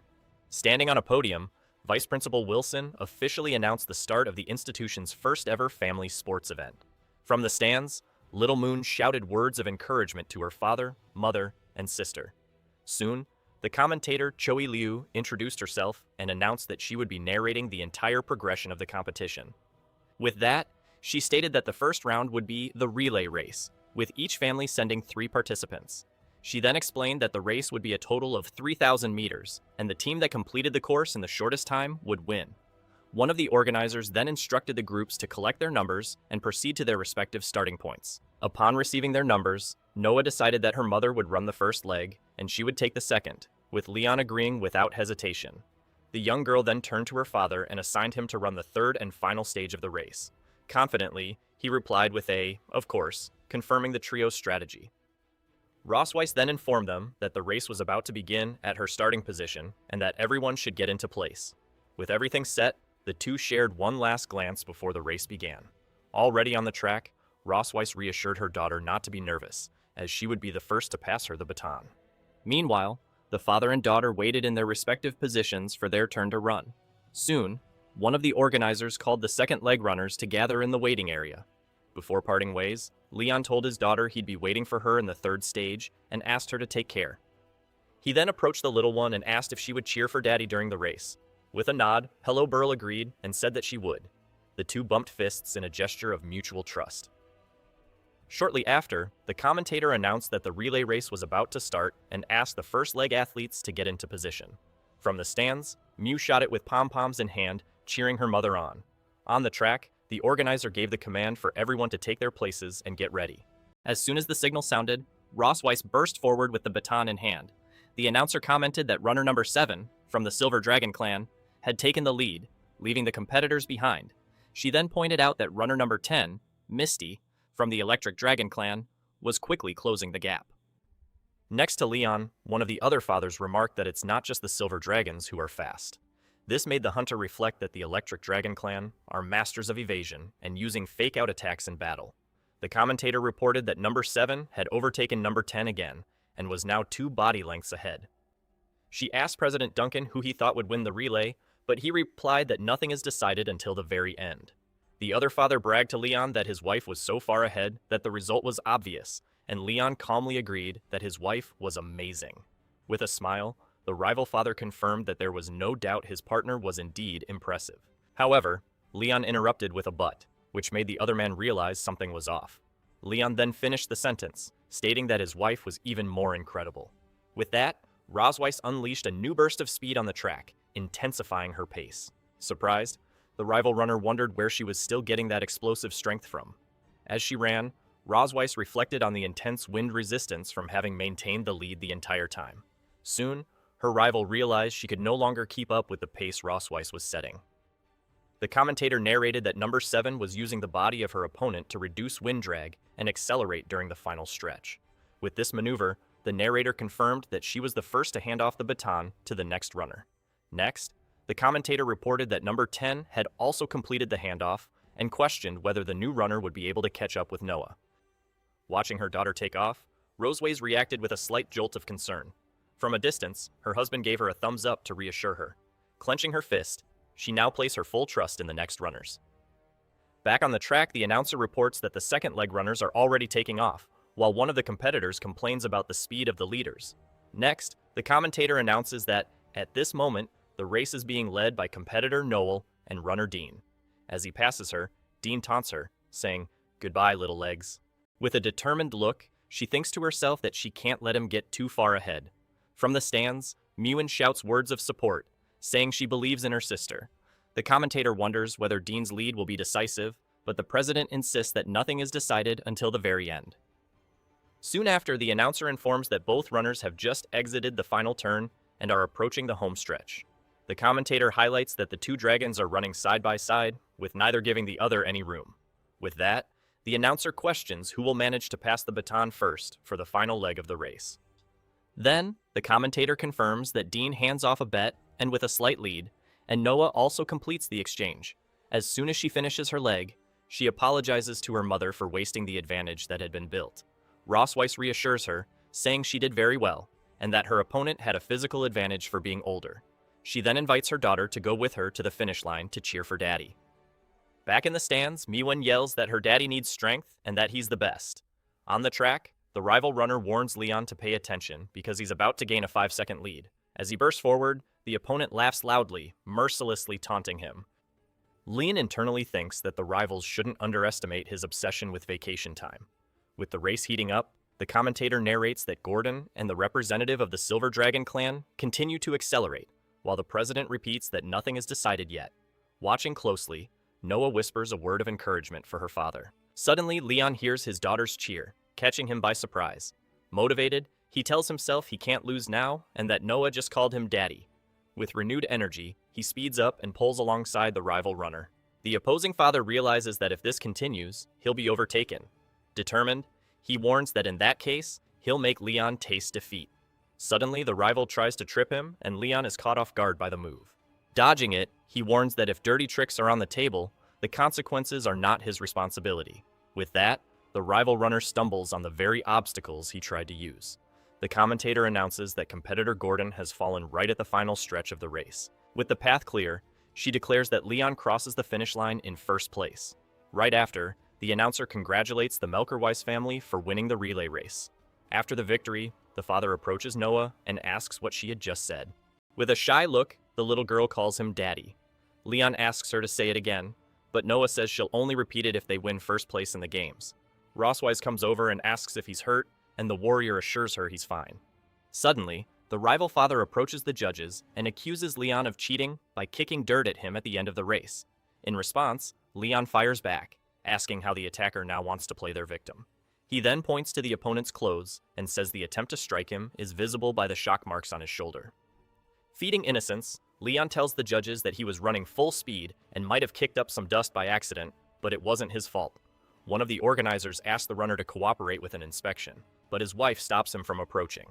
As the couple tries to understand why the inspection is being interrupted, someone approaches and asks what's going on. The rival father immediately recognizes a rival of the clan chief, revealed to be Thor, leader of the Electric Dragons and president of the Arbitration Committee. The next day in Sky City, Leon laments his lost vacation. He then writes the word vacation on a foggy window. Lying on a table, he regrets winning the championship. Outside, a little girl points him out to her mother, who who tells her not to look. Leon then dramatically says goodbye to his vacation. Roswace asks what he thinks of an outfit, and he replies that it's fine without even looking. She then questions him for not turning his head to give his opinion. He turns around, gives a thumbs up, and assures her she looks good in anything. But the woman complains that the outfit doesn't fit well. She approaches a rack with other clothes. Then, she picks up a black swimsuit and asks about that one. Roswace then shows off the new suit and asks what he thought. With that, Leon is left completely speechless and looks away stunned. He pulls himself together and says he doesn't think it's a good idea for her to wear that. Roswace then comments that she thought he liked the outfit. A woman then appears and reveals she has already prepared swimsuits for the girls. Roswace questions if he's unhappy with the situation, but Leon denies it. Then, she reminds him that the date for the hot springs trip can't be changed. She adds that his daughters are looking forward to it, and their happiness will make him happy too. With that, Leon forces a laugh and says he's very happy about the trip. To cheer him up, Roswace proposes not to touch him for the next 7 days, but Leon doubts the promise, saying she's always around anyway. She then swears on her reputation as the Silver Dragon Queen that she'll keep her promise. He nervously accepts the deal. Then, she whispers that the bet will be harder than he thinks. Leon retorts that he can control himself and wouldn't touch her without a reason. She warns him that if his dragon pattern appears, he's lost, but he accepts the challenge. The next day they arrive at Floating Cloud Valley. In the hotel lobby, a receptionist identifies them as the Academy's model champion family. Leon just confirms the information for the woman. The receptionist informs them that the Academy will cover all expenses, and Moon comments that the fish in the aquarium look delicious, but Noah corrects her. She then hands the room key card to Leon, who thanks her. He questions why there are only 2 rooms, and the woman asks if he's dissatisfied with the arrangements. The receptionist offers a special honeymoon suite, but Leon immediately refuses. He calls Noah and Moen to go, while the woman wishes them all a happy holiday. Then, the family walks down the hotel corridor. Leon realizes he'll have to share a room with Roswace again, and needs to find a way to avoid it. He then asks his daughters if they want to share a room with him, but they say they want to sleep together. Mohan explains that Aunt Isa said everyone should have their own space so they don't bother others. He then laments that his daughter foiled his plan. Noah states she can take good care of Mohan, suggesting they should enjoy their time together. Roswace hands the room key card to Noah and tells them to call if they need anything. Moon then calls her sister, excited to open their room door. Leon laments that the kids have grown up and don't need him anymore. Roswace hurries him along while he realizes that the real test is just beginning. In the room, Roswace admires the view from the window. Leon enters carrying the suitcase, and she comments that the scenery here is really nice. He then asks her if she's ever been to this place before. But she denies it, explaining that she's been too busy with clan matters to go out with the children. She continues, saying that's why she brought a camera to take some souvenir photos. Leon startles when he hears the word camera, wondering if it's the same one he used before. Opening the suitcase, he finds the camera, and she confirms it's the prize she won at the school's sports event. He then despairs, remembering that the camera contains embarrassing photos he took of her during the sports event. Roswace then approaches from behind and asks for the camera. He protects the object and offers to take the pictures, claiming to be a super professional. She questions him about when he became a photographer, and he replies that he's been photographing his master donkey since he was a kid.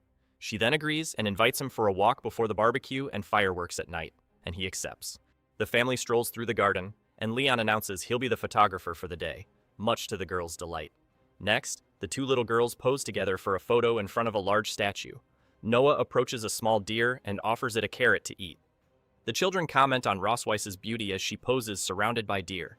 Then, Moen points to a carousel and calls for her mother to go play. The woman then tries her luck at a claw machine to get a prize.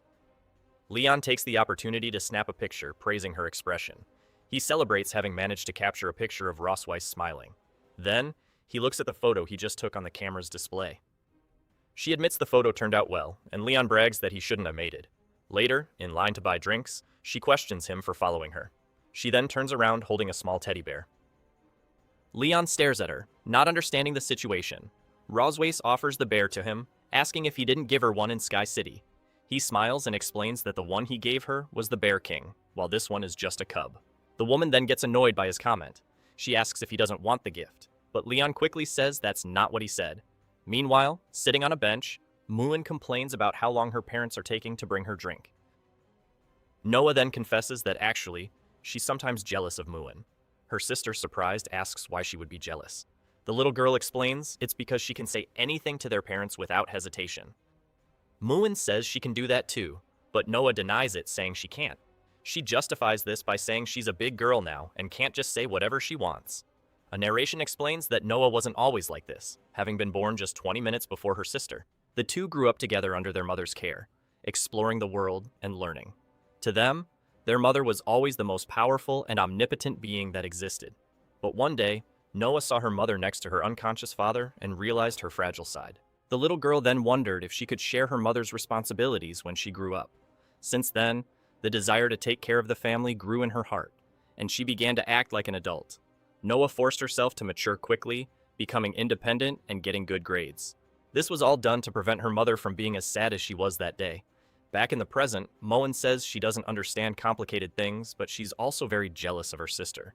Noah is surprised and asks why she would be jealous. Noah asks how her sister could possibly envy her, but Moen stands up and says she's wrong. She explains that her sister is smart, always looking after her like a grown-up and winning lots of awards. She declares that's why she wants to be just like her sister in the future, which surprises Noah. Noah replies that her sister doesn't know what she'll be like in the future. Muyeon then asks what she wants to be in the future. She answers she must be what's expected of her. As Leon approaches, teasing that Muyeon is just like her sister, he then hands the drinks to his daughters, who thank their father. Later that night, a fireworks display lights up the sky. The two sisters watch the light show intently. Sitting on a bench, they agreed the trip was worth it after seeing their daughter's reactions. Leon holds the teddy bear and says that as father, he wants to capture all their moments. He then notices something. Suddenly, Ross Weiss appears with the camera and asks him when he took it to look at the photos. He remembers trying to get the photos developed earlier, but the resort studio didn't offer the service. Ross Weiss asks when the photo with the deer was taken, and he realizes his secret photos are next on the camera roll. Desperate, Leon squeezes the teddy bear and gets an idea to get out of the situation. He offers Ross Weiss a piece of candy he bought during the day, and she gets ready to take it. He then opens the candy wrapper. Next, he moves closer and offers her the candy. The woman is startled by his sudden closeness. She questions him for getting so close, and he defends himself, saying she seemed to want the candy.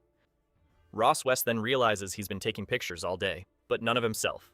She holds the camera and suggests they take a picture together. Leon agrees, but plays it off, saying it's to prevent their daughters from asking why they don't have a photo together. He tells her to get closer to fit in the frame and teases her for making a peace sign. Then, the two of them take a selfie, making the same gesture. Later, a sparkler is lit. Roswace and Noah have fun together, playing with the lights. Sitting down, Leon watches them and remarks how rare it is to see them having so much fun.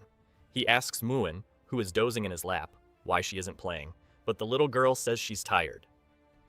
Moon explains she wanted to give her mom and sister more time together since they rarely get to play. Leon then says his daughter has really grown up, but the little girl replies that she hasn't grown up and just wants to see her family happy. He gets emotional, thinking that even with their different personalities, both girls love their family. He then offers to carry her to their room, but realizes she's already asleep. The little girl is sleeping soundly in his lab. Ross Weiss approaches with Noah and whispers, asking if she fell asleep. He stands up with Moy in his arms and says it's time to go back. The two watch the scene in silence. Then, Ross Weiss turns to Noah and offers to carry her too. The girl looks at her mother, a little surprised by the offer. A moment later, she accepts the invitation with a smile. And so, the family heads back. But the first day of their trip didn't end on a happy note. Suddenly, the scene shifts to a hot spring. Back in the room, the girls say goodnight to their parents and close the door. Leon then flops onto the bed, relieved to finally be able to rest. But Roswacy asks if he's going to sleep in the same bed as her, and he immediately denies it. He makes up an excuse that he's going to relax in the hot springs for a bit, and tells her to go to sleep first. The hot spring bubbles peacefully under the starry sky. Leon relaxes in the water, remarking on what a rewarding day it was. He then starts thinking of an excuse to sleep somewhere else later. Suddenly, a figure approaches from behind him. He's startled to see Ross Weiss and asks why she's there, but she questions why he's so suspicious. She explains that the fireworks finale is about to start, and asks for the camera to take some pictures. He nervously remembers that the camera is nearby. Rosway spots the object on a chair and notices he brought it with him. She walks over to get the camera while he watches in a panic. He then realizes he can't let her get her hands on it no matter what. Leon moves abruptly in the water and shouts for her to wait. To stop her from grabbing the camera, Leon invites her to join him in the hot spring. Surprised, she asks what he just said.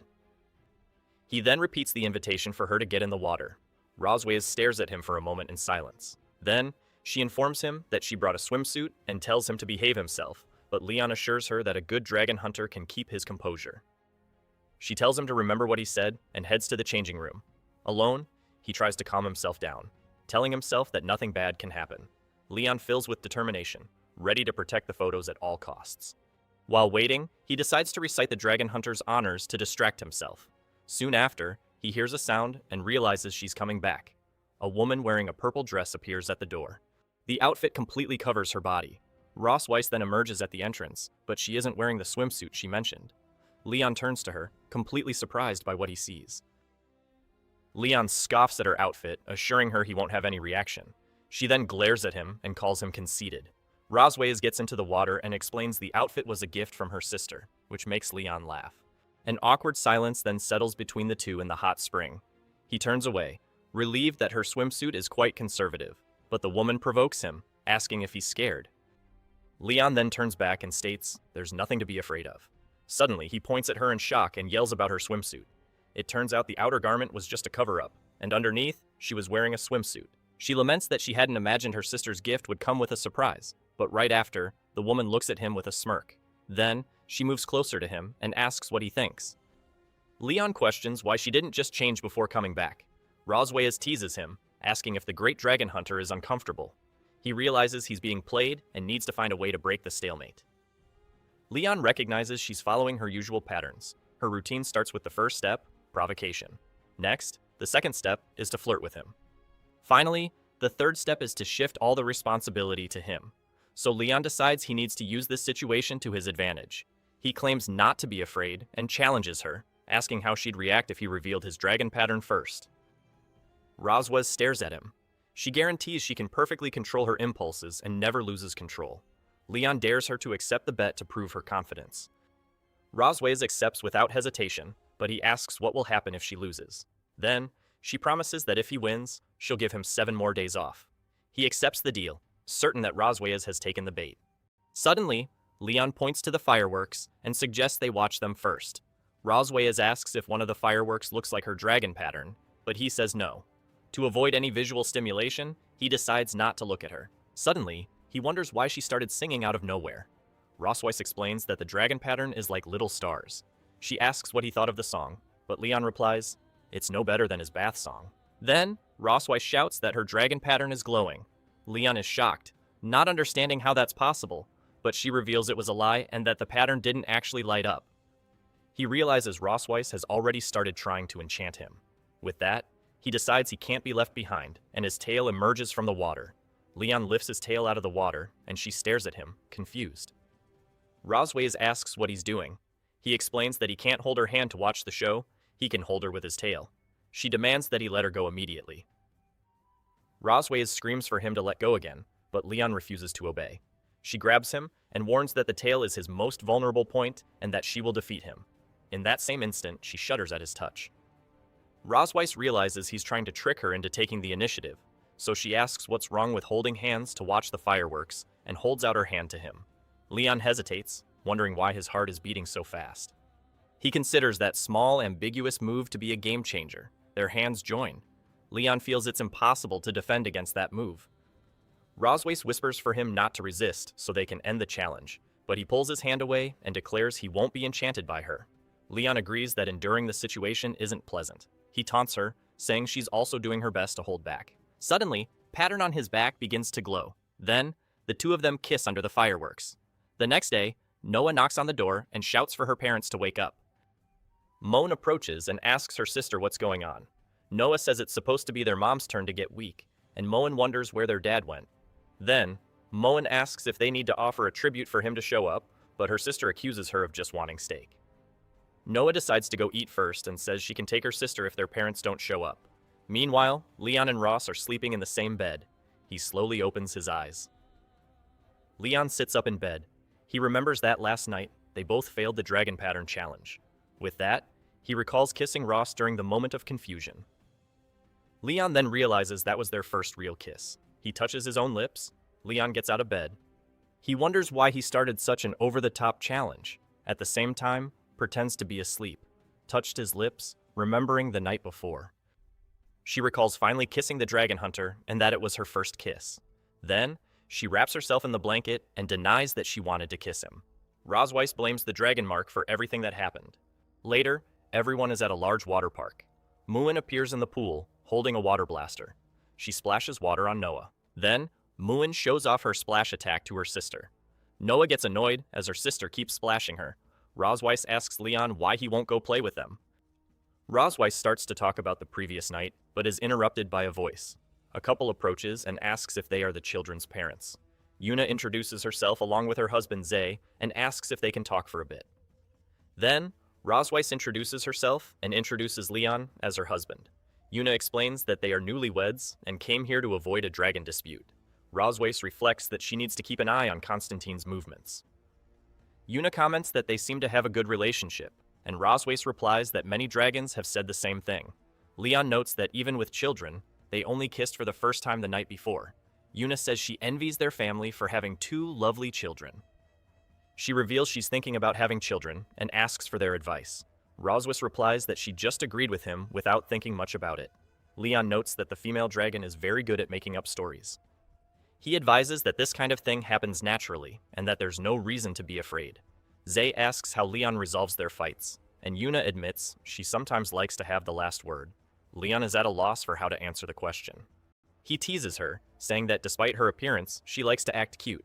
Then, Rosweiss tickles him, saying he's embarrassing her. Zay observes their interaction. Leon explains that every woman, no matter how strong, will still show her fragile side. He finishes by saying that in those moments, a man must stand up and protect his wife.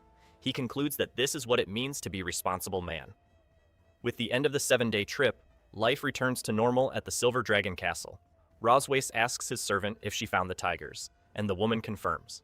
She reports that she found a hideout on the outskirts of the Empire, a secret location protected by barriers. Rosweiss questions why they would hide there and how they managed to reach such a high place. Her servant warns her that the human-named tiger is extremely powerful and could defeat her easily. Rosweiss reflects that even with Shirley's weak combat ability, she is one of her confidants. With such a high assessment, she concludes that Leon's master is not a simple person. Shirley then reveals she was discovered, but they let her go to deliver a message. She informs him that he wishes to see Rosweiss. Rosweiss assesses the situation. She decides that, in that case, they need to meet and leaves, flying with her dragons. A few hours later, they arrive at a waterfall. Shirley points to the waterfall and says the couple awaits her inside, but she must go alone.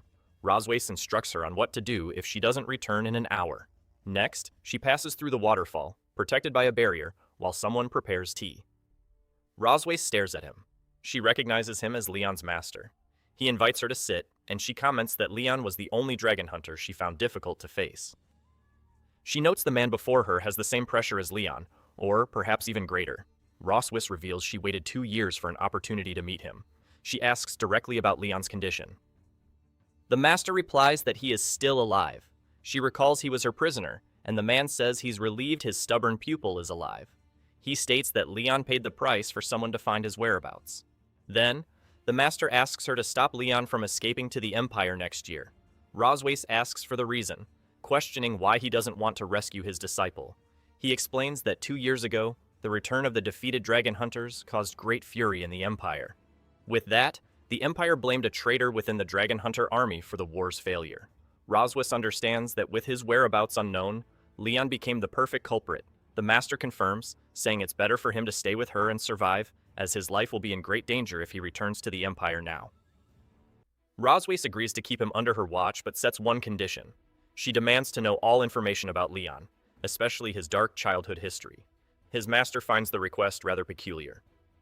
Then, he hands her a chest, explaining it contains all the love letters Leon received. He says the letters were for Leon's future wife, so the final decision on what to do with them is hers. Rosweiss smiles, stating that Leon's day has finally come.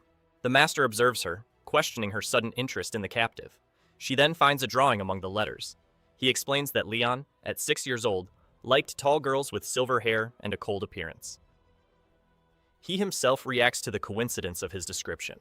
Her features exactly match the girl Leon described. Rosweiss asks for more information, but the master says he can't betray his apprentice any further. Then, she shows him a recent photo of his beloved disciple. He asks her to wait and says he will show her Leon's first love. Rosweiss wonders what Leon's first love could be. Leon's master arrives with a donkey and apologizes for the delay, explaining the animal woke up irritated. Rosweiss then asks, shocked if Leon's first love is a donkey. He laughs and confirms it is. He then explains that Leon could never tame the animal, which followed him all day, and he considered it his childhood love. Leon's master reveals the young man has marks on his nose from a kick he took from the donkey. Rosweiss sighs, relieved by the story.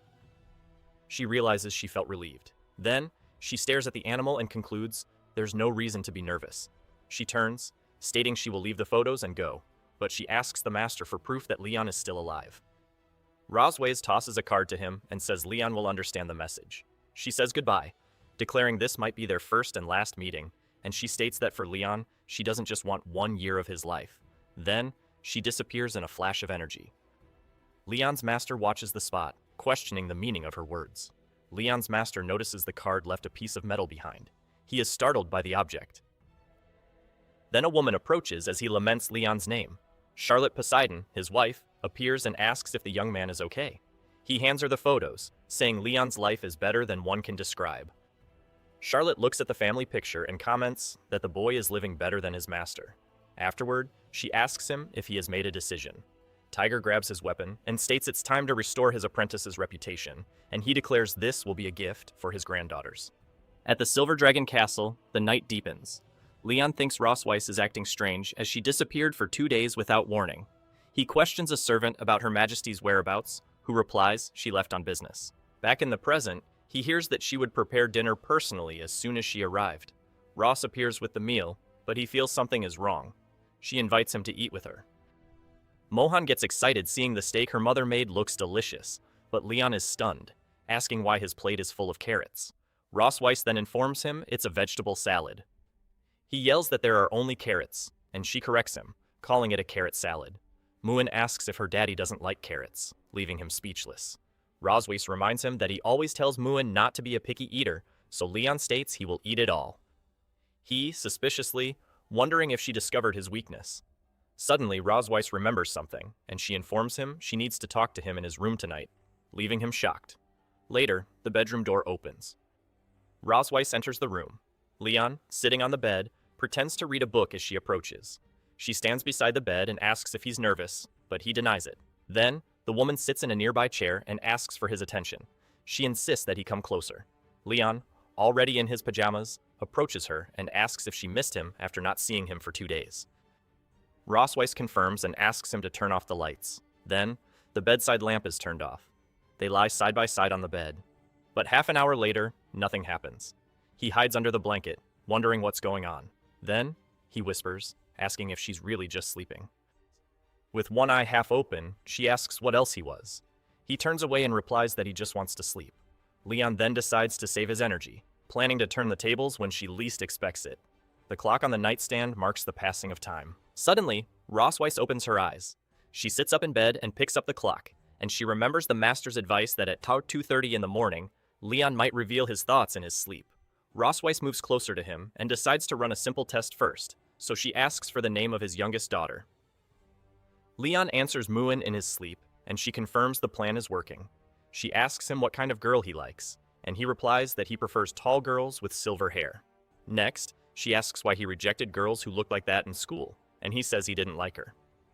Rosweiss gets annoyed as he hesitated for 5 seconds before rejecting her. She insists on knowing what else he likes, and Leon replies that he prefers mature women with an elegant style. Ross asks if he'd like to see his classmates in that kind of outfit, but he denies it. She then presses him to know who he would like to see in that outfit. With a smile, he whispers the name Ross.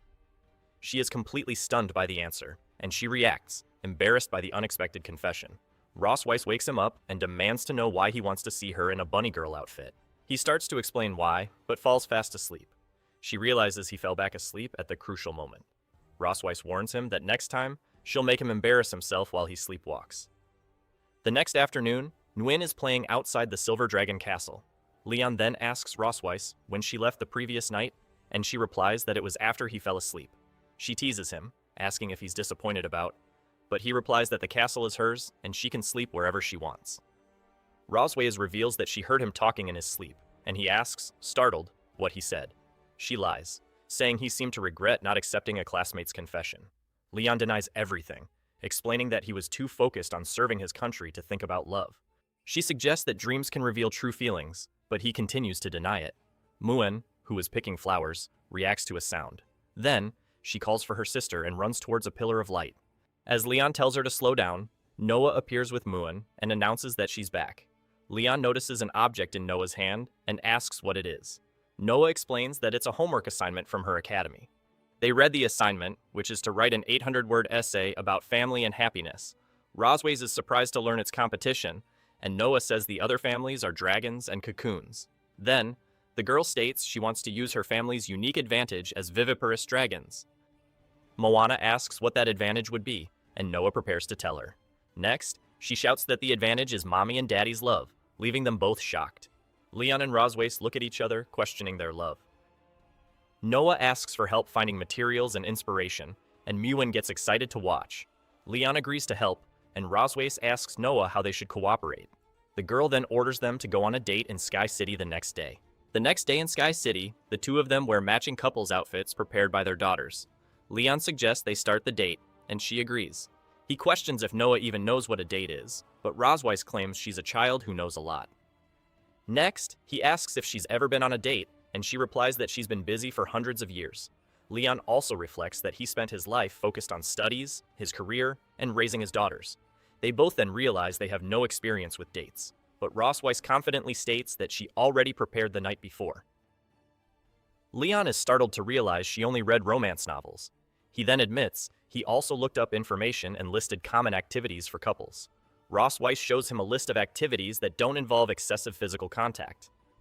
Then, Leon gets excited and declares they will give Noah the perfect material for her essay.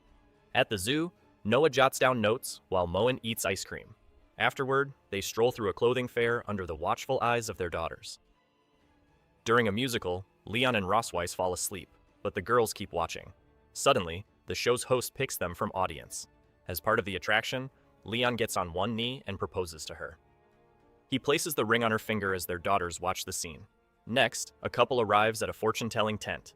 A fortune teller introduces herself and asks Rosways if she's a Scorpio. Surprised, she confirms her birthday is on October 25th and asks how the woman knew. The fortune teller explains that Scorpio girls are emotional and intense. Despite seeming cold on the outside, Leon whispers that it's just a trick to fool kids, but she adds that for them, love is an all-or-nothing matter. Then, the woman turns to him and asks if he's a Leo, and he confirms it. She shakes her head, stating that their signs are very incompatible. Leon has a sudden revelation. He calls her master and concludes that their signs' incompatibility is the reason for their fights. The fortune teller advises him to give Rosways more security and express his love more. Leon then reflects on the idea of expressing love for her. Suddenly, the two feel a strong connection, and the fortune teller confirms that this was her intention. Afterward, she offers to use her crystal ball to predict their near future. She asks him to place his hand on the crystal ball, and Leon agrees. Then, he places his hands on the object. The psychic claims she sees iron bars and weeds in her crystal ball. Then, she reveals he's been imprisoned, leaving him shocked, while Weissel laughs at the situation. She offers to help him escape this prison for 100 gold coins. Leon is suspicious, but Rosways offers financial support for him to avoid disaster. He tells her they should leave, saying they shouldn't fall for this kind of trick. The psychic tries to stop them from leaving, revealing they will have children in the future. She insists she's not kidding and that they will indeed have many children. Once outside, Rosways asks why he didn't want to continue with the reading. Leon questions the possibility of them having children, and she agrees it's truly impossible. But he admits he experienced many new things that day and that it felt good. Rosways agrees, saying it was as if they were really dating. Leon replies that he's happy if she enjoyed the experience. Then, she asks what their next destination is, and he announces that the final stop is the beach to see the sunset. They arrive at a beach not far from Sky City. Leon excitedly declares that the last stop on their date today is the beach. Rosways looks around and asks if he doesn't find the atmosphere a bit cheesy as they watch other couples on the beach. Leon then agrees that the place is a date paradise and suggests they go somewhere with fewer people. He notices the sunlight has dyed Roswaze's hair a golden color. She notices him looking. Then, the woman asks him why he's staring at her. He looks away and replies that he was just looking at the sun. Roswaze calls him stubborn, but Leon declares he's only in a relationship with her. Suddenly, he seems to understand the situation and accuses her of being jealous. She quickly covers his mouth and denies the accusation. Next, she whispers that he said a lot of bombshell things that night and asks if he wants to hear them. He shakes his head no, scared by the suggestion. She laughs, says she won't tell, and runs off while he chases after her, asking what else he said in his sleep. Hiding, Mohan notices how happy her mother looks smiling, while Noah regrets not having her camera. Then, the servant says it's actually not a shame, and the girl asks why. She explains that fleeting beauty is more meaningful for Her Majesty and that they should cherish the moment in their hearts. The girls watch their mother smiling and agree. Roswaze splashes water at Leon, who warns her to wait. She keeps running through the water. Suddenly, she slips and screams. Leon runs toward her and yells for her to be careful. Then, he holds her tightly in his arms. The two of them stare at each other for a moment. The closeness causes a reaction in Leon. Roswaze moves closer to him and kisses him. They kiss on the beach during the sunset. The servant smiles and gently turns the girls' faces away, saying this was a private moment for the two of them. Leon reflects for a moment on the beach. Ross West then states that the perfection of a story depends on its ending. She holds out her hand, asking if he dares to hold the hand of the least compatible Scorpio. He smiles at the taunt. Then, he takes her hand and says there's nothing to fear. Hand in hand, they walk along the beach as their date ends with the sunset. Sometime later, Noah wins the essay contest by describing her parents as a loving and strange couple. That night, a light is on in the room.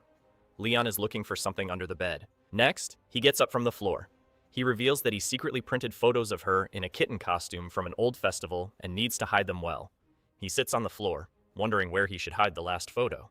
Suddenly, someone enters the room. Leon turns around, startled by the sound. He quickly hides the photos in a drawer. He hurries back to his spot.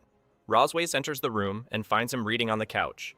Leon then asks if she's turning in for the night, hoping she would stay a little longer. She smiles and asks if that's not possible. He agrees, telling her to do as she pleases. Leon thinks that he now has the upper hand to deal with any of her tricks.